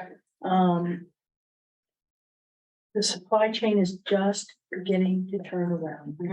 I'm hoping when it comes to fire engines and ambulances, it turns around much quicker, but we're still behind. We're getting those things. Yeah, we've had them on order for 2 years and stuff.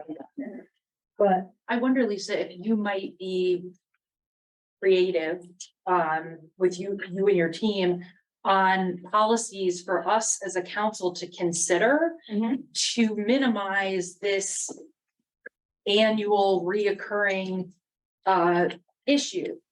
And maybe we could challenge you a little bit and see if you have any ideas on policies we might think about, so that we can appropriately purchase what the town and the Board of Ed needs, but not end up with this it feels like a game at the end of the year. right, and let me cautiously share some information with you. First of all, on the Board of Education side, there is nothing I can do. Their policy board has to create that as part of their purchasing and financial oversight. Sure, but we could So- recommend something. You can speak to them. Sure. I mean, we can't tell them what to do, No, but absolutely, if you have that liaison relationship, absolutely, you can talk about it. Now, on our side of things, historically, there were situations where a lot of things were ordered right at year end. Yep. Sometimes, and still sometimes that happens because what's happening throughout the year is we're managing, are we gonna have a bad winter? Yeah, Are we right. having, bad storms, different things? So we're waiting closer to the end of the year to say, okay, we made it through the winter, especially in public works. Now we can start getting what we need to get. And they usually get their supplies in place so that they're ready to start the next year. Fertilizers, things like that. So a lot of the year-end purchase orders put in place are for things like that. Historically, and it's not happening anymore, okay? Both on the Board of Education side and the town side, there were purchase orders put in place at year end that encumbered and set aside the money for things to be purchased the next year, ahead of the next year, so that they create savings in the next year budget. That just made it so difficult to do any sort of trend analysis. If someone wanted to know, what did you spend on this? Well, if you didn't spend it in the next year because you cut the budget, but you encumbered it this year, it made it very difficult. So I made a deal with the town manager that had to stop. And now the only things that get ordered at year end are the things that they absolutely need. The only thing that, like a salt order, we may have a purchase order for salt. We've cut the budget next year for salt, taking a risk, but to try to order salt this year to top off the shed. So that's something that might be at the end of the year that we're still waiting for the delivery. So there are policies and procedures in place, and we are looking at it, and the department heads hate me, and they hate the town manager when he backs me up on it. So I don't know if there's anything else I could recommend, because we're controlling it. In the past, that wasn't the case. Well, we were controlling it, but in a different way. Okay. And for Board of Education, I gotta say, this year, compared to previous years, under the new business manager who was there, encumbrances are much less than they've ever been in previous years. And he had no issue with providing the backup that I could share with the auditors, for our auditors to give to them. There was no fight for anything. And it was always a fight with the previous business manager to get information to, say, what are you doing? Another process that he had in the past, the previous business manager, is that on June 30th, he would encumber everything. And then he would have no accounts payable. And Tammy, you could probably understand this one.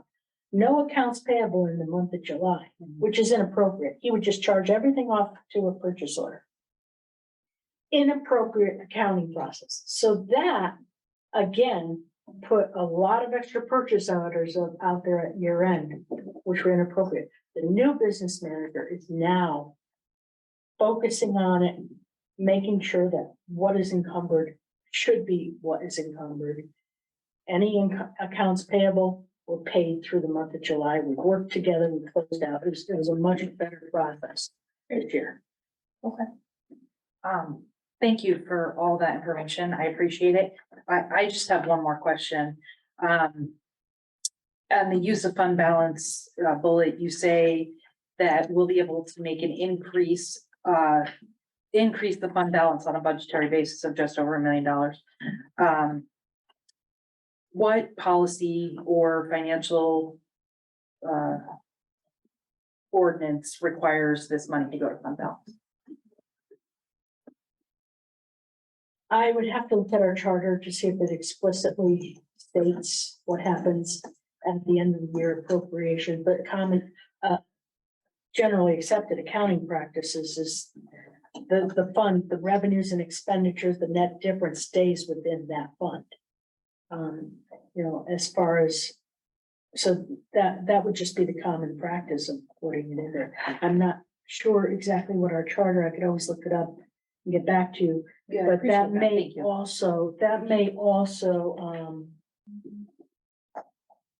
talk about appropriations at year end. I think chapter 9, C914 or something. I'll take a look and see. Thank you. I appreciate that. Councilmember? Yes, thank you very much for the time. Okay, we'll keep on going around with anyone who hasn't spoken yet first, and Councilor Lubeck had a question. Thank you very much, Mr. Chair. I mean, this is something that we can discuss, we can go around on with a lot of different things as far as whether or not we should or could, should we have seen this? Should this be something that we would normally do? My bottom line is, I mean, we can't undo what we've done.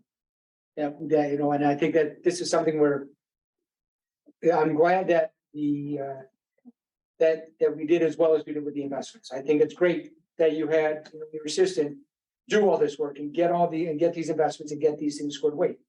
I love seeing it. I think it's awesome. At the same time, for looking forward to next council and next budget, let's keep this in mind. I mean, I think that's the biggest thing is using this as a learning experience so that we can take a little more of a critical view as far as the budget. Be able to sort of say, okay, look, maybe we should run a leaner budget. Maybe it's something that we should do. I'm not a big one where this is, again, fourth year that I've been on where we've had an excess and then we're looking at how to try and spend it. With the military, I always hated it, where it was use it or lose it. And that was never a good process. And that's how the state is with a lot of things. Use it or lose it, or, because if you don't spend it, then that means that you don't need that much money. And so we're gonna cut your budget. And so I just think that's a bad practice. I think that, and I think that Colleen's idea is great, that, putting it towards the purchase of a ambulance or something else. But I don't want us to keep doing that because every year we've done that. Every year we've come back and say, hey, we have this windfall, let's spend it for a capital thing, or let's spend it for this. No, we need to be good stewards of money and we need to make sure that if we can do it, let's not, let's lower the budget, let's lower the tax, the mill rate, let's lower the tax burden on our taxpayers. We owe that to them. That's one of the things that they expect from us is to be able to be a good steward of their funds and not to try and spend stuff because we have a windfall at the end. Again, this is not a fault on you or not a fault on anybody. I'm just saying that as a learning experience, that, that's not the way that we should be operating, that it's something that we should really take a hard look at it moving forward. And, I think the biggest thing is not using this year's budget as a starting point for next year. Because that is unfortunately how a lot of these things are. I'm not by any means a budgeting guru. I mean, I hate numbers with a passion. That's why I went to law school. But I think that, one thing I learned when I was going through, for my MPA degree and everything else is I was a big believer in zero-based budgeting. Start from zero and build from there. That was horrible when you're trying to construct a budget, but at the same time, you have to justify everything. Sure.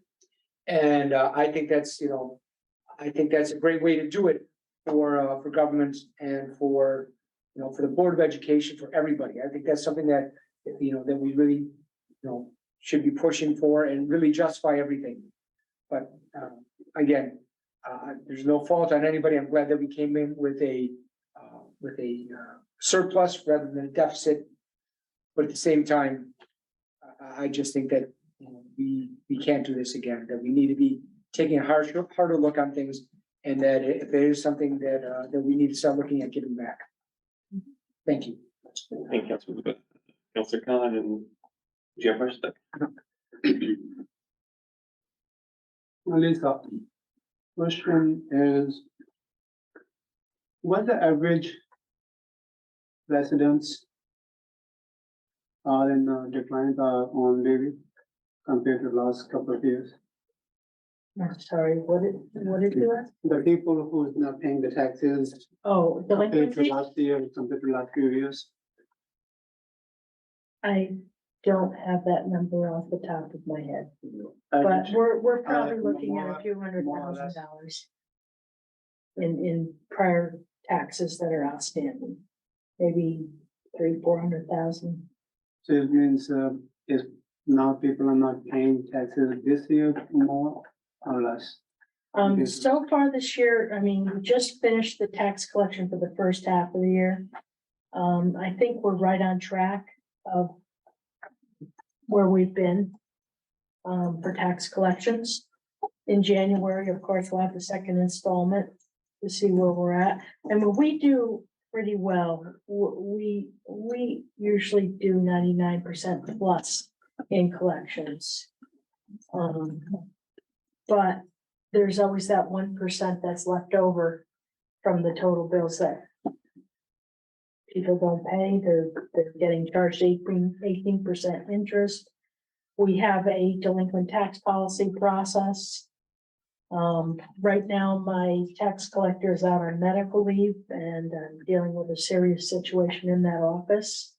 So we're trying to figure out how we're gonna manage this next round of delinquencies.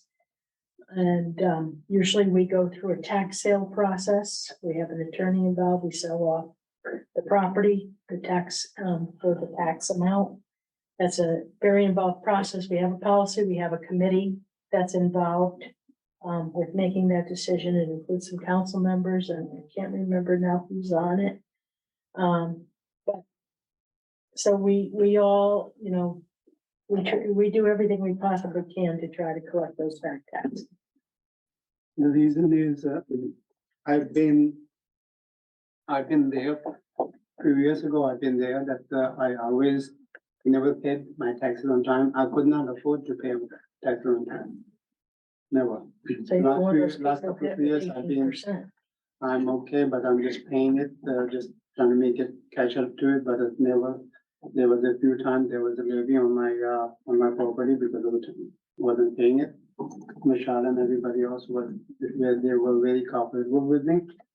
But since I've been hearing that, people are having, you guys are having a time because everything is going up. And, Tolland, think they're having a hard time paying their taxes on time, or whatever it is. It's a hard time for the people. And that's understandable. You know, first of all, through the COVID years, we put a stop on the whole tax sale process, things like that. Before it even goes to a tax sale status, we're working with the residents to try to create payment plans, things like that. There's some situations that some residents, they're so in deep that even with a payment plan, they're never gonna come out of it. And those are the ones that come to the committee and it's discussed. That's what to do. It's not just one person making that decision of what's gonna happen to the person's property. But we do everything that we possibly can to work with people who are having financial issues, things like that. Okay, and then. As everybody is frustrated about $1 million, $800, whatever it is, what,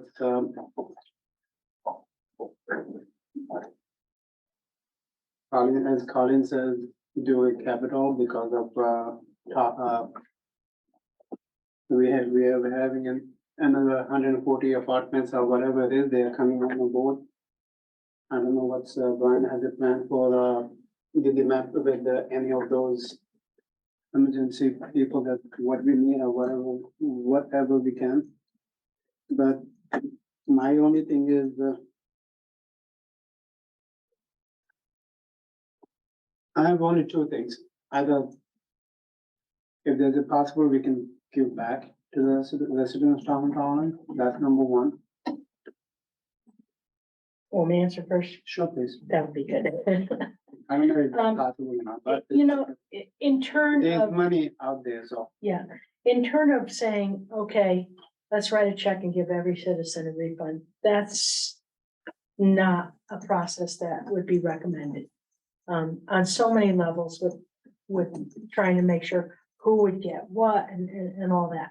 However, each year, when we do have excess collections, we always factor into our budget a use of fund balance. Half the time, sometimes we do, sometimes we don't. Like I said, last year, we used 74,000.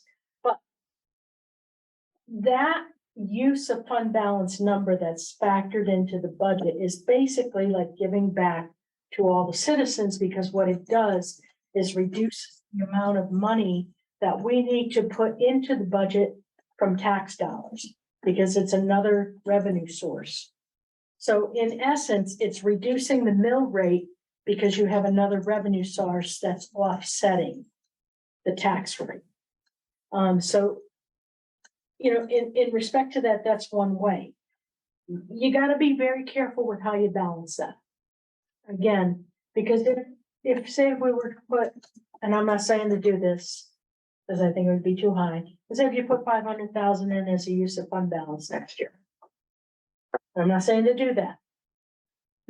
But that would reduce the mill rate depending on where your expenses come. That would reduce your mill rate. However, the year after that, are you gonna have another 500,000 to offset? So now you gotta worry about, okay, well, I increased my expenses, but I didn't collect enough taxes because I used fund balance. So I used my savings account, but now that I spent my savings account, I don't have it next year. So now what happens to your mill rate? It shoots up. And then you have another nightmare on your hands with trying to pass a budget, the impact on the citizens, they get 1 year of relief. So there's a lot of things you need to consider when using it to try to offset taxes. Again, it's up to the town council through the budget process, or if it's something external from the budget process, to really come together as a group as to what you think you want to do. In the meantime, it goes into your savings account, and that's where it's sitting until you decide. Now, in March, the town council that is here will be deciding on $172,500 if the Board of Education is getting that.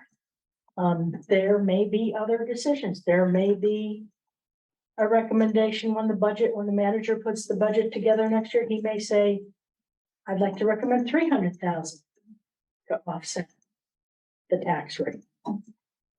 I'd like to use that 300,000 towards capital items, or, you know, however he, you know, comes to you with a recommendation, that's something he could do. Again, it's you as a group. Okay. The last question is that money, if we don't use it for, town has a few issues, like 6 years, 7 years, 8 years, whatever it is. There's a sidewalk issue, there's a water issue, but there's a well issues. We talked about it, but it doesn't go nowhere. We are doing a study on the well, everything else, but it's just a talk, and I don't see a result out of it.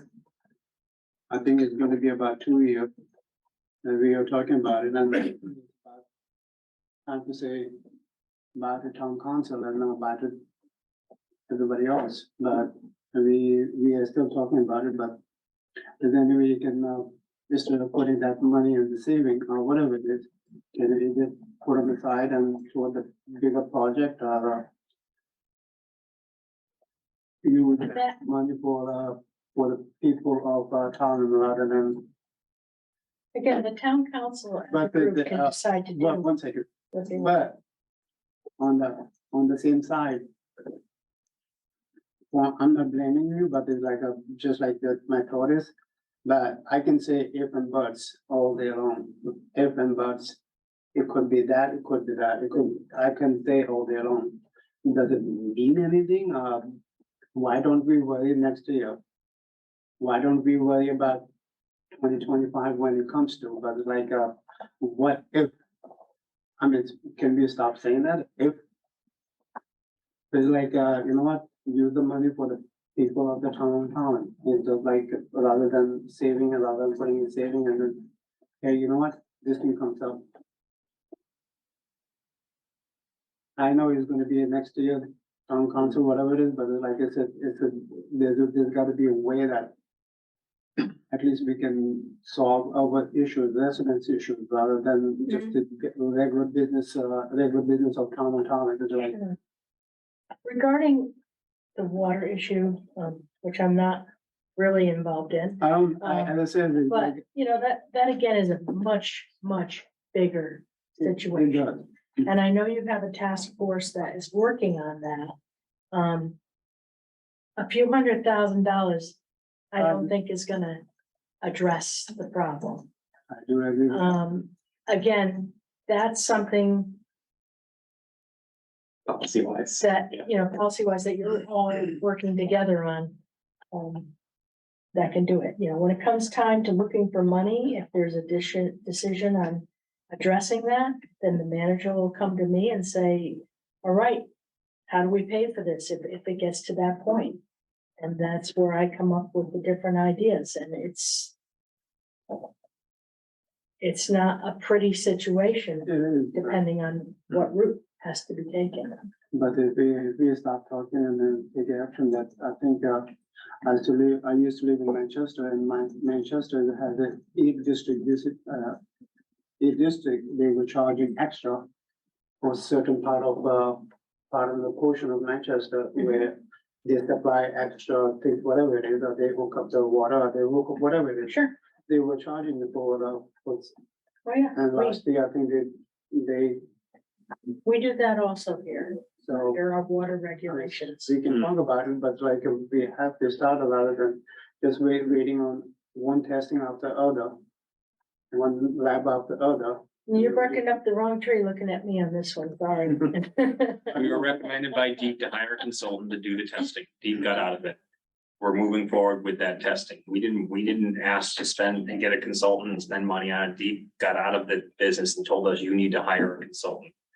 So we did, and that's what we're doing prudently. Again, we're moving forward with all these issues. You mentioned the sidewalk, that's moving forward. I don't know how long it's sat here and nothing happened. I gave you an end date, that we could throw a rock at. Right now it's less than a month. The salt issue is moving forward, faster than it has in years for certain, and we're looking for solutions, for that. Again, I don't want these things hanging over my head. And I'm sure council doesn't want the new council's not gonna wanna see these things hanging over the head either forever. I know it's frustrating to you. I understand that, and I'm sorry, but each individual problem has to be handled individually, both legally and financially. And so, of course, the overage, the money is going to be spent on Tolland residents. Every penny collected is spent on Tolland residents. It was volatile times, I'm sure, when this budget went through. I wasn't here. We are in the prediction business, and prediction is difficult. I like the zero base too, but with that comes prediction. We have financial advisors. We do the best we can. Again, so much of that money, so much is because our investments outperformed what we thought they would do. And we have financial advisors for that. We are in the prediction business, but they did really, really well for the vast majority of that money. And to pound on it, you know, again, it creates a negative incentive to do well with our investments, and it's unfortunate that that's how the process works. And we're doing the best. I know we're doing the best we can. We all voted on the same budget this year, as tight as we can do it. And I have confidence that we got it as close as we can. And I hope that our investments do really, really well again. So. Thanks for honesty and everything else, but I do agree with you that you are moving forward, but there is still, the water issue, is it? I don't know, I don't know the numbers that well, I get it. But it still is like, my only frustration is like, it's still people like him, other people, they keep coming back, for, Steve as the chair, he doesn't say much about the water, but he has a problem, his mother has a problem. So like, you know what? A lot of people have issues, but they're like, we have to get somewhere. But it's like I keep waiting on the goddamn deep, and now like we are doing other testing. It's a frustration for them, obviously for everybody else. So it's like, are we getting anywhere? And as I said, thanks for your assistant for making a decision for investment. But if they're investing the money in your community, I think that's one of the biggest investments to me, other than if there way you can have that money and invest in your community and make it from there. I'm just pretty sure that they might say, you know what, I'll pay another 5 cents extra per gallon, but at least provide me that. So I think it's an investment in the community, I would say, but. Thanks for your time. Absolutely, just to. It's not easy, it's What our not manager easy, said. as I said, but it's like not easy as Brian says, everything is processed and everything else, but in a government level, the process is the real process because it doesn't take one day, it's take a decade to do anything. Thank you for your time.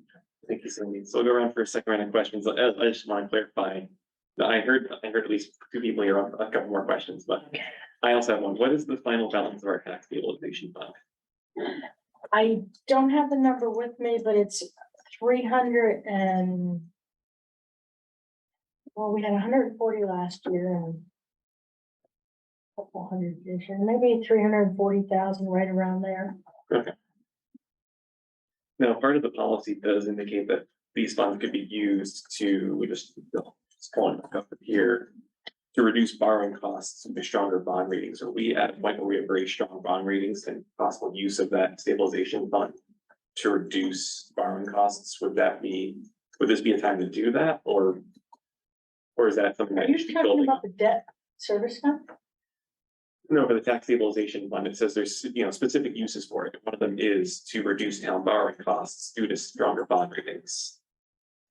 I need to go back and look at that policy, because that sounds like our debt policy, debt fund policy. In any event, with the restrictions of what the funds are to be used for, I think there's a limit up to $300,000 in any one year that could be used. Yeah, And that, again, we factored that in when we had a couple of really tough budget years, the town council factored it in to try to help alleviate the impact on the mill rate. Yeah. Again, you look at your entire budget process, look at what you want to do based on the use of the funds, and you could factor that in to the budget process or however you want to use it for. thank you. No, I think that's. Under the ordinance. Yeah, and I think that's something to consider. I think even Tammy's comment about being, $1 million now excessive. That is, the policy has $3 million. That's the maximum that can be held in there. I think that's a ridiculous amount. I think it should be dropped to $1 million because it's mostly state revenue, that's state tax. I'll never get to that. So I think that should be very significantly reduced.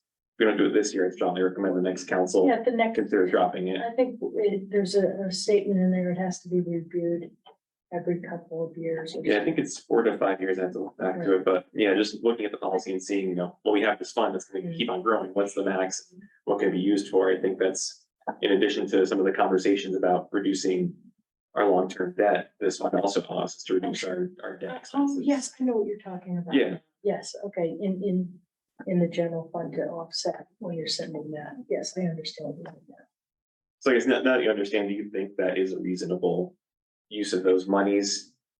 For the tax stabilization fund, right now, I think we're in really good shape with our debt program. Yeah. I certainly would have to look at it with our next round of scenarios after I issue the debt in September.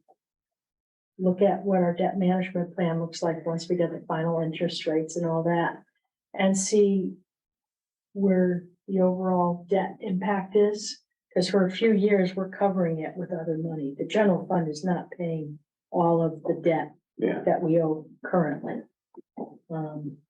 So we're leveraging it with debt service funds that we have set aside.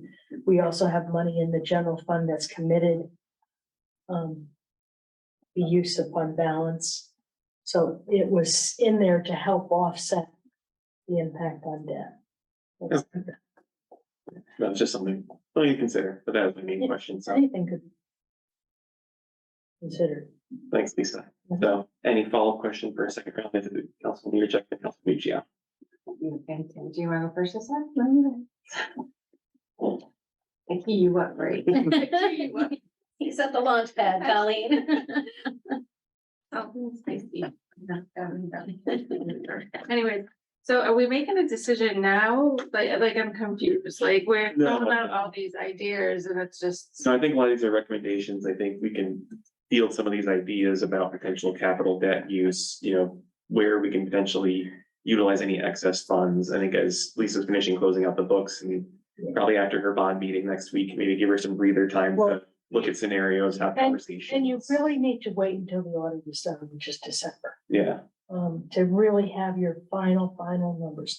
This is a snapshot. I'm hoping it's a real close snapshot based on, what I have. I don't have a lot of adjusting entries that I'm aware of right now, except for what we will get when we start working with the auditors to create our final gap entries. So then we'll have a good feeling for the true fund balance number yeah. on a gap basis. But money's sitting in there now. It's earning interest.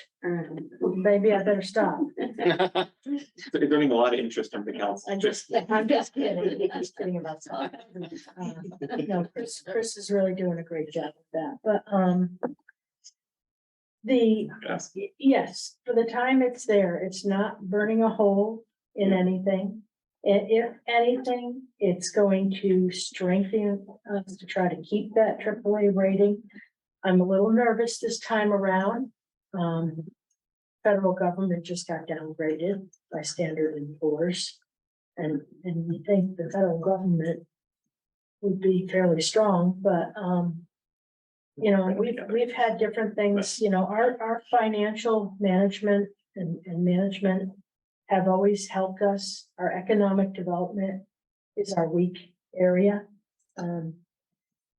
So that, for our community to be a AAA community, it's not as usual as like a Greenwich or that part of the state that is a true AAA. We're a true AAA also, but there's other strengths that have kept us there. So I'm hoping this will help. Like I said, I'm in the process of putting a presentation together for the rating agency, working with Brian and David, our planner. And what I'll probably do is once we get it all presented, I'll probably share it with all of you if you want me to go through any of it, some of the highlights, but it just kind of gives like a state of the town address in this overall. It looks at everything. Economic development, it talks about the management, it talks about financial operations, strategic plan, as far as our financial strategic plan, long-term forecast is more long-term now. There's a lot of things in it that, I'd be happy to share, and then we can always talk about. So is this thing, like, we're given these ideas and you got into these, like, I'm really, sounds like a lot of people.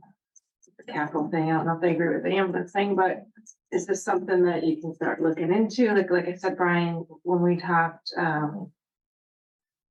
he mentioned that you'd have to talk to the chief. I mean, I just think that the ambulance is a moneymaker, right? Like, it's not, we're losing money, so I'm just, No, Opinions will vary, on. we will, and we'll always go head to head, because my issue with it too is we have two, and everybody's knows they're starting to go to Hartford or St. Francis. So if you got one in Coventry for mutual aid, and you got one going to Hartford, now Tolland's left with zero. Well, right now we have situations with ambulances that are in need of repair and can't be Right. used. So now we're gonna be down, what, one? Yeah, we've got two on order.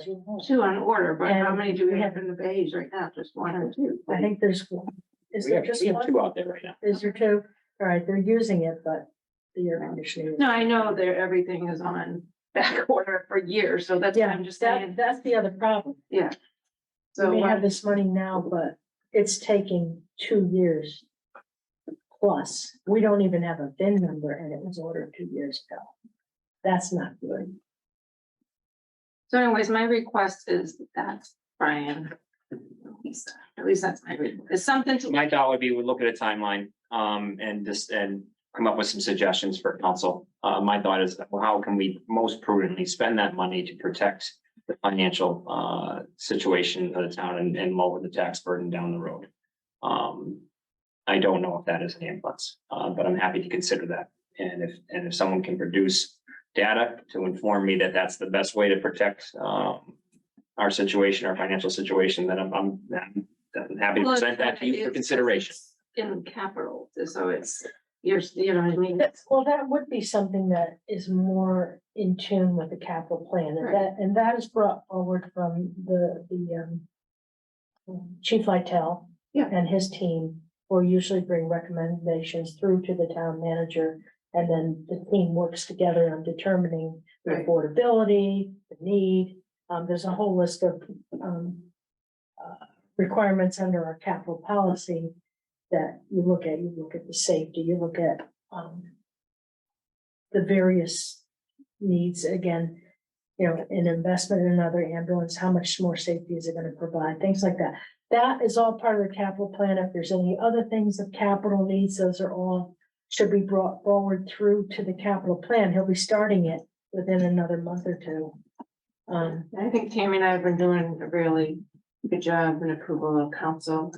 I think everything about trying to use everything as much, not the capital that, Yeah, capital funds. Well, yeah, I'm sorry, I'm confused on these different terms, but Mm. any that ways, that's just my thing I would be interested. And I know there's concerns about, do we have staff and that's just else that I think that would be, if the chief really wants that, he has to, like you say, prove it. Return on investment, you gotta look at the calls generated, enough calls generate revenue. That's just my today's idea. I'll be doing one tomorrow. You got- Let you know, if my mind changes. appreciate Councilman Check, and yeah, I think your request is good. I think in terms of Brian going through and writing a list of recommendations, I think also just from my perspective, it should, if it's looking at the high level long-term capital projects, I think there's a blend of obviously BOE and council stuff, anything that might be able to work well together. I think maybe getting any information from the superintendent's office or bed about any capital needs that would be beneficial to move out like those 37-year-old chairs in the TMS auditorium or the, you know, crumbling TMS, you know, front sidewalk area or whatever that was proposed like, for a couple of years out. Like there's smaller projects that can be knocked out of the park in tandem with other council priorities. And sorry, Pam, I'm gonna jump over to John because he said he had a question. He hasn't spoken yet, so, and then I'll get to you. If that's okay. Well, if you go first, I'll forget my question. Quick, you got one, go. So, Lisa, I'm closing in on 60 years here. We've had a AAA rating the entire time I've been here, I believe, bond rating. Yep. You've I won think so. multiple awards for your stewardship of the the finances of the town. But you just said that you're concerned about a bond rating. Can you explain that a little bit? Yes, because of the environment that's out there right now. You see the federal government getting downgraded. I'm not sure what's happening with the state. I don't know if Tammy might have that. But you look at how they're starting to look at reserves of towns, management, financial management. We're strong there still. Economic development, there was a lot of things that we told them were gonna happen that didn't.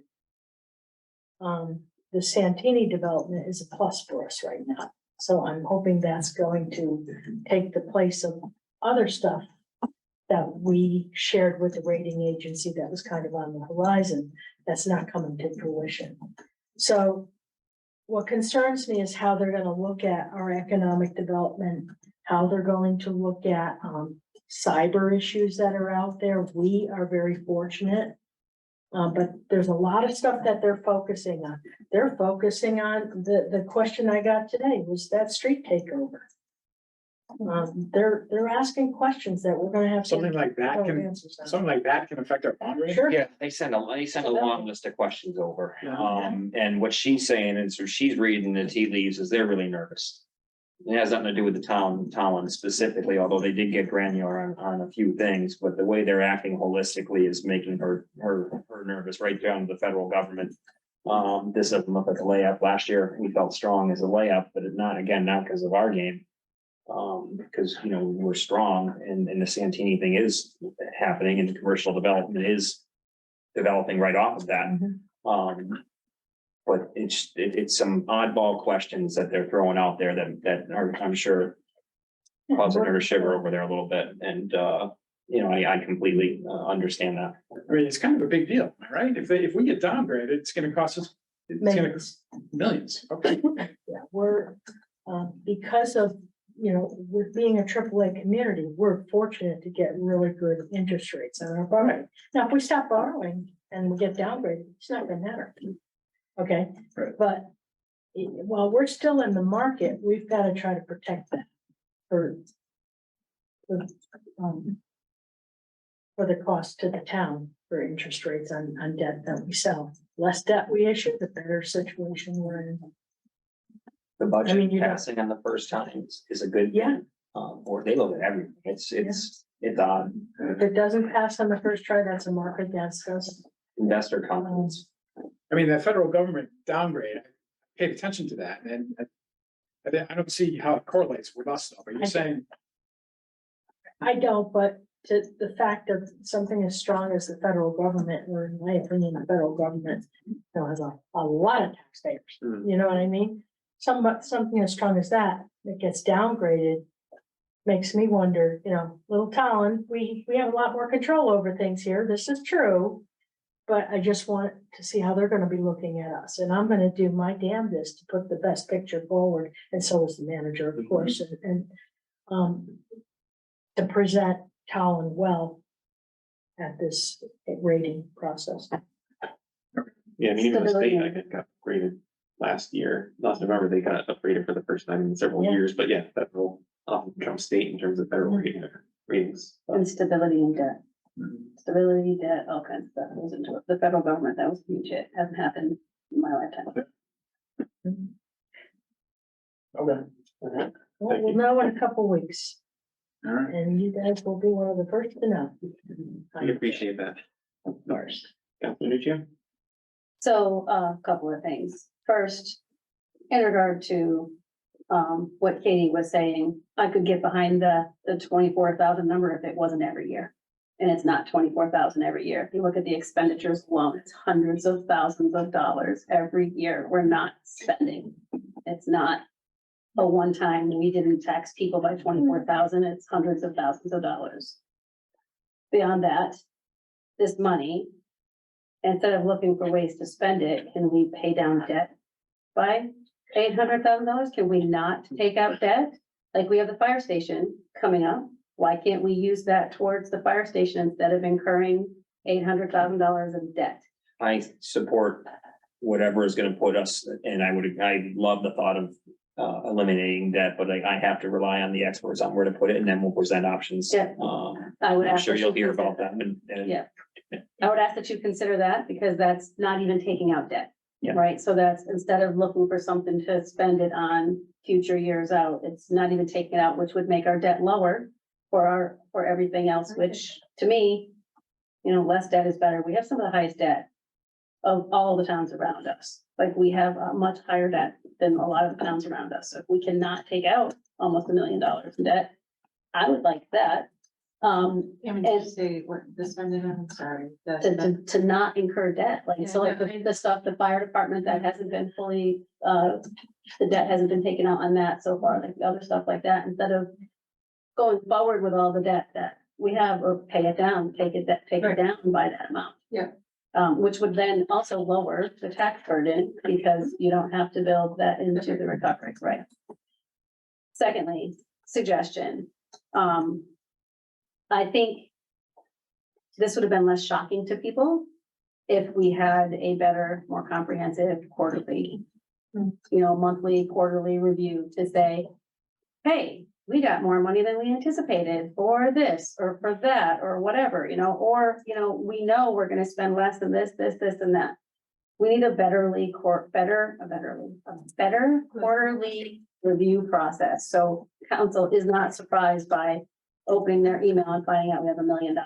Concur, and I spoke to Lisa, in her evaluation about, I don't know if it was monthly or quarterly, but she was gonna work on something to develop, to present. I'm a little confused here. Please pardon me. But each quarter, we do include the report in the manager's report. But what you include doesn't show like an actual projection. It basically shows the actual, and it says, here's the plan, and we're in line, right? Like, It so, also shows projection to June 30th. but Fairly certain. Well, the most current one.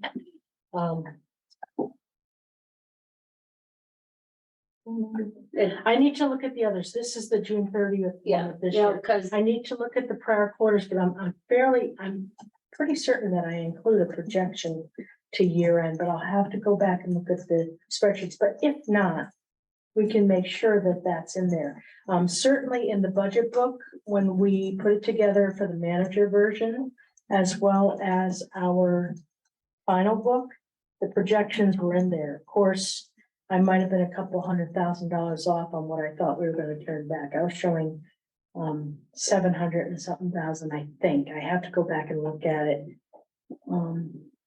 For that, I didn't know that the Board of Education was going to turn back that amount that they had. So that was a couple $100,000 right there that I wasn't aware of. I was going under the assumption that they're gonna spend it all.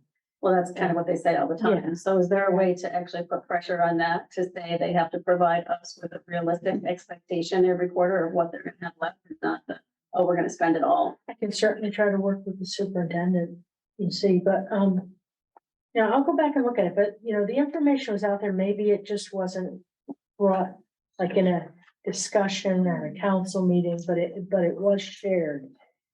So maybe better communication of,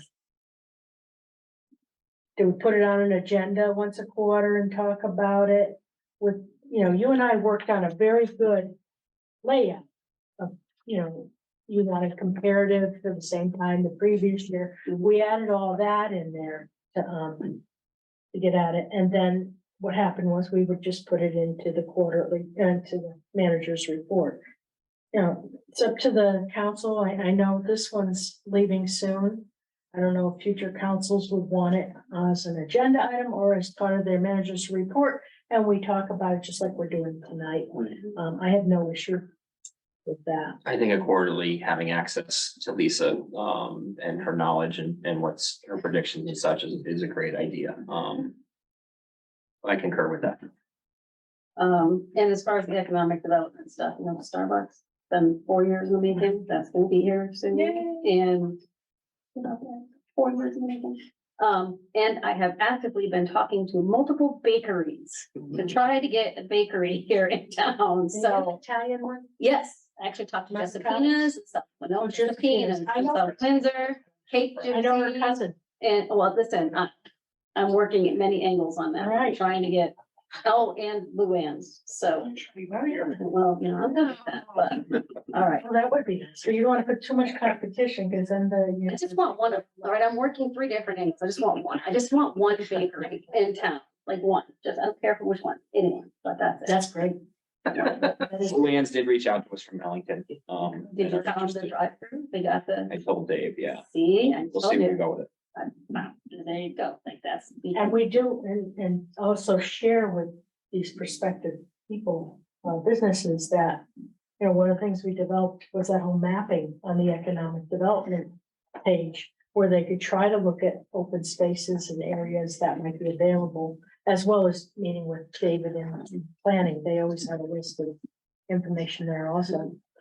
That would be great. Working. Every time I stop to bakery, I'm like, pimping out Tolland. Or it's a Starbucks. I just need a bakery. Bakery and your Starbucks. I'm so excited. You good? Good. Any other questions for Lisa? Thank you, All right, not seeing any others.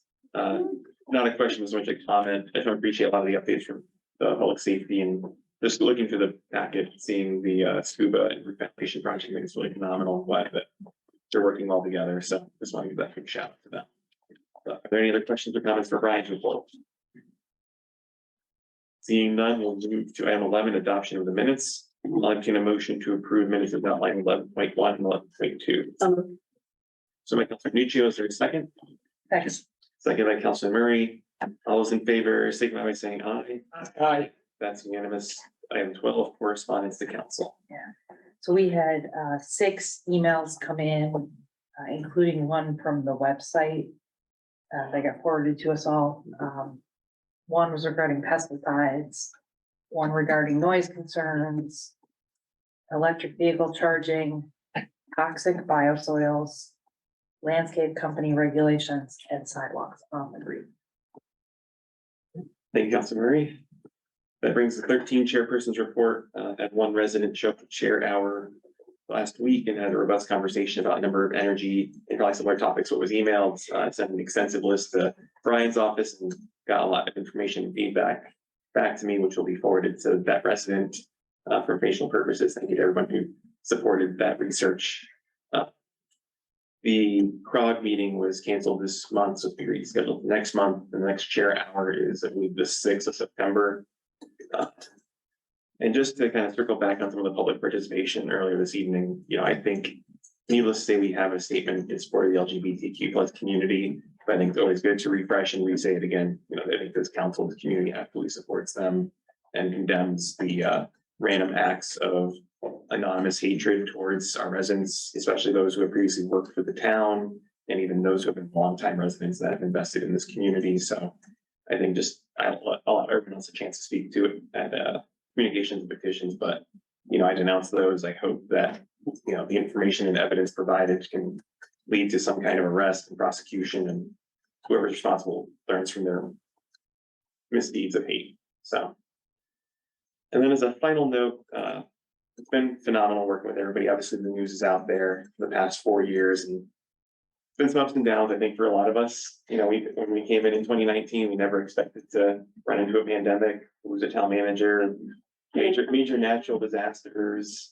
There's a whole gambit of things, but it's been a pleasure working with all of you. And, I'm even going to shout out some of the folks who aren't here with us anymore. Brenda Paluzzi, Bob Abate, Cassandra Forsyth, Sophia Johnson, Bill Bodie, trying to think of Kurt Schenner. If I'm missing anybody else, I apologize. I think that's everybody who's served on both parties over the past 4 years. So just want to give kudos to everybody, and looking forward to whoever's serving next. You have big shoes to fill, and you've got a fairly fresh town manager that's ripping, roaring, and ready to go. So again, just want to appreciate everybody's time. We didn't always agree, but I think we got a fair amount done and laid the groundwork for a lot more progress in the coming years.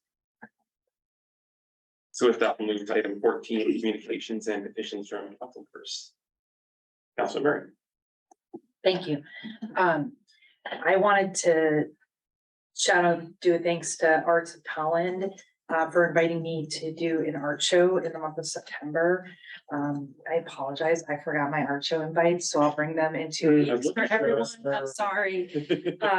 But I am going to be showing my hand-drawn mandala art in September, right across the street, Arts Tolland. I'm really excited to do that. And so thank you to Arts Tolland for inviting me to do that.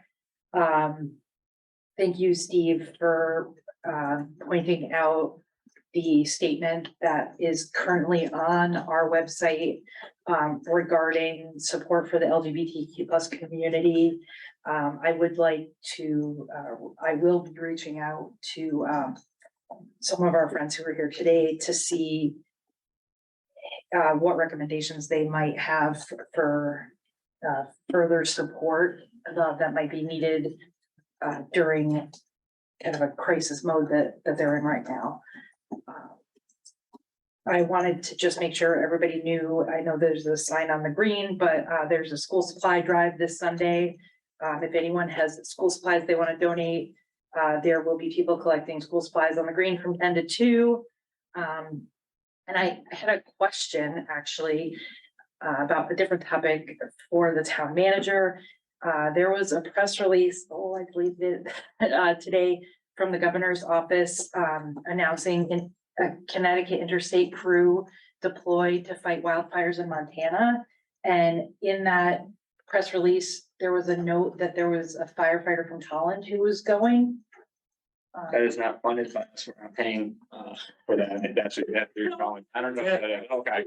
I was going to make sure that if there was anything that we needed to do to support that family or to do a special shout out, thank you to the fire department for helping to support these types of community efforts. We've seen and experienced the impact of fires happening elsewhere on our environment. You know, earlier this year, we had some air quality issues from the Canadian fires. I think it's great to see that our community is making that contribution elsewhere to try and help other people. So I'll look into that, Yeah. get that information, that is great, it's a great opportunity for the firefighters to go get experience while doing such a dangerous work and heroic work, so it happens every year. It's a mix of deep firemen and then a collection of firemen from around the state as well. Yeah.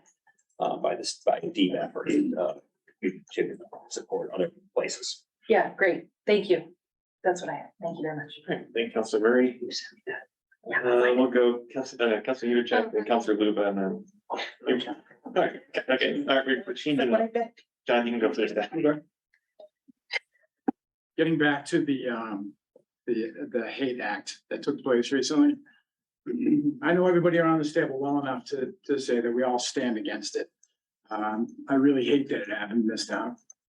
I hate that kind of behavior, and I feel very sorry for the folks that had to take their time to come here and speak out against it. I feel terrible that happened to you. I feel terrible it happened to the church. I, for one, certainly condemn that type of behavior, and I know all of us here do. We all stand united against that. I hope they catch the person that did it, and Chairman Jones articulated my feelings perfectly when he spoke. So I reiterate what he said. And I hope that you can find some peace with this, because this is a very difficult situation.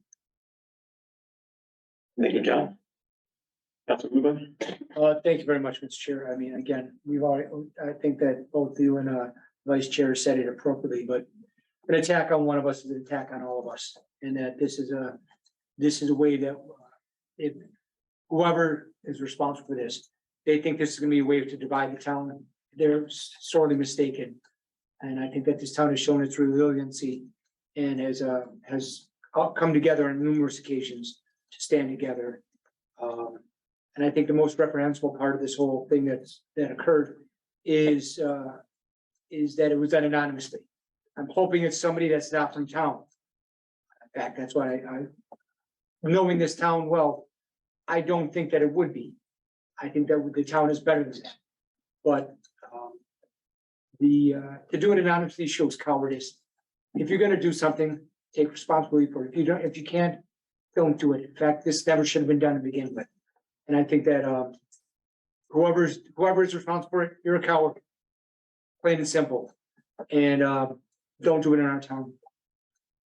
Thank you. Thank you, Councilor Luba. Councilor Yudichak? Yeah, I have three things, but I guess I'm not gonna order I typed it. I agree with all of my colleagues here. I don't have any type of hate. Nobody here does, and it happened to residents, like you said, everybody here, and to the church is just awful, and Lou hit it right on the nail there, that person is a coward, and from Tolland or wherever, it doesn't matter, it's discussed it, and thank you to the people that were brave enough to come here and speak. Speak to us about it.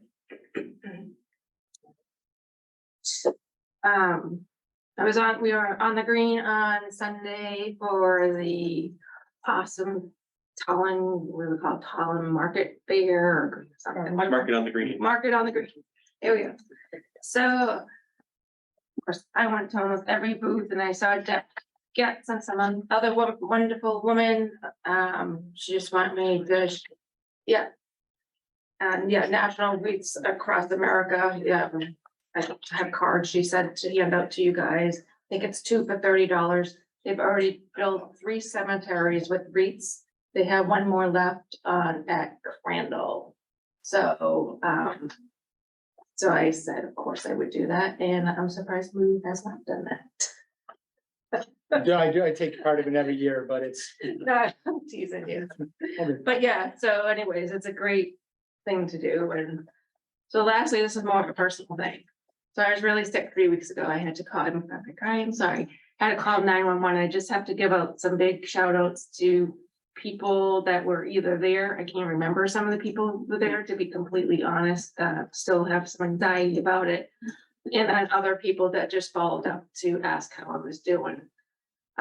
Carl Georgian, if I'm saying it was, he was right there, probably within 4 minutes of the call. Michael Laughlin was the EMT. I don't remember him at all on the ambulance with me. Julia Myers was the driver, which is our first female firefighter / EMT, and some paramedic that was called in from ALS. I sometimes think, especially with mutual aid, we do forget they played big key in helping us. You know, we're always thankful for the ambulance and fire department, but so of course I went around and gave them all gifts. Cookies, right?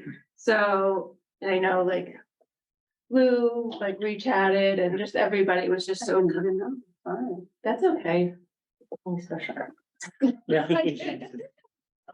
No, but I just really wanted to get, and it has not, the ambulance thing has nothing to do with what happened. It just happened to be the same night. So thank you to Tolland Fire Department. They really helped me, and my heart is even bigger for them. So. They can help you check, and actually just to follow up on your sharing of the Wreaths across America. I'd like to request that the council consider utilizing part of our budget to do a wreath on behalf of the council. You know, since we just did the break for. Yeah, I love that idea. For Dennis. We do 2, and if you buy 2, you get 1 free. Oh, is that? Yeah, I bought 2, you get 1 free, so you can buy one in the Yeah, morning. she did. I didn't Yes. hear her. So yeah, that'd be my request. Yeah, then, is It's the- like 35. Yeah. Yes, it's not, yeah, Yeah, so I'd say we should look into that and see if we have the funds in the budget to cover that. yeah, I'll let Deb know that too. Or Tam, what do you guys want to do? She could, I don't know, me, I to her. Yeah. If we don't have money in the budget, could we like just Personally donate. personally Yeah. donate? I did, yeah, just like, it's super easy, and you can just do the 2 and you get 1 free. If you have, like, my dad, my stepfather is a vet and he's buried, and I was like, well, you know, he's down there, so, you know, if you wanna throw 2 extras on any other person, just go ahead and do it, so. This exactly, I just, 1 for my dad, 2 for anybody else, it's easy. Any other petitions, communications? Actually, I have one other for Brian. So I know just regarding the road salt task force, if you're able to share, I know you said that the first report is going out to, has gone out to council and to the impacted parties from that report. And I know there's a second report. Do you anticipate a similar dissemination of information? I do, and I believe we were thinking within a month or 2, Tammy, am I right in remembering how that, because we discussed, I think Tammy actually asked that, when's the next one gonna be available? I think it was within a month or 2, we're dealing with a medical issue. With somebody involved in that, they were hospitalized, so, we want to know. We especially want the next one out too, so, Okay. ASAP. All right, thank you. Any other petitions, communications? I just real quick, everybody reads that report, like, you know, it's pretty in depth, like 40 pages. It is, and when we got it, you know, it took Katie and I quite a bit to read it and go through it. So read it, go through it, write down questions that you might have in regard to it. Can you make technical version? The vortex.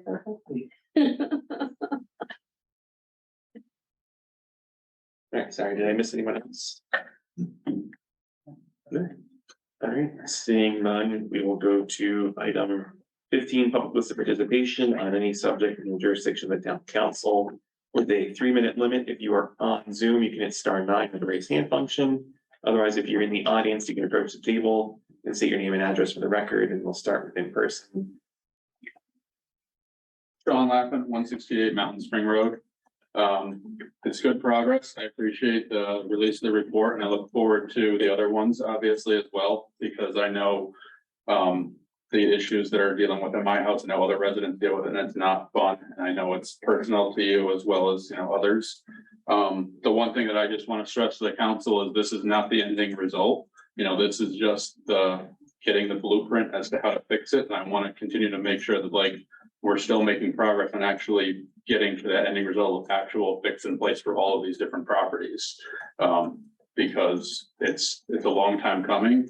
I know it wasn't the fault of, the current town manager or anyone in particular. But obviously with a new town council coming in, I want to make sure that there's still, boots running when we hit the ground and we're able to continue to make progress. So I won't take up any more time. Thank you. No, thank you. Thanks. All right, going to Zoom for a moment, going once. I'm just gonna, Mary Lee Beebe. All right, you should be unmuted now. Yeah, so thank you. Yeah, I was just able to unmute me. So I wanted to thank, we had to leave early, and I appreciate the messages of support that the council just reiterated. I did take a chance and took a look at the 825 message that was posted to the town website, to the town council website. And I want to thank you, especially to Councilor Luba, for directly calling out the perpetrator. I think that's really important. It's very unlikely that they will be caught, given what we know. However, I would like to say emphatically that more is needed. Go further. Call out the lies. Condemn the conspiracies being spread that are directly responsible for this violence. And post such condemnation to your 825 statement. Silence is complicity, and omission is complicity. More is needed here, or it's going to spread. Thank you.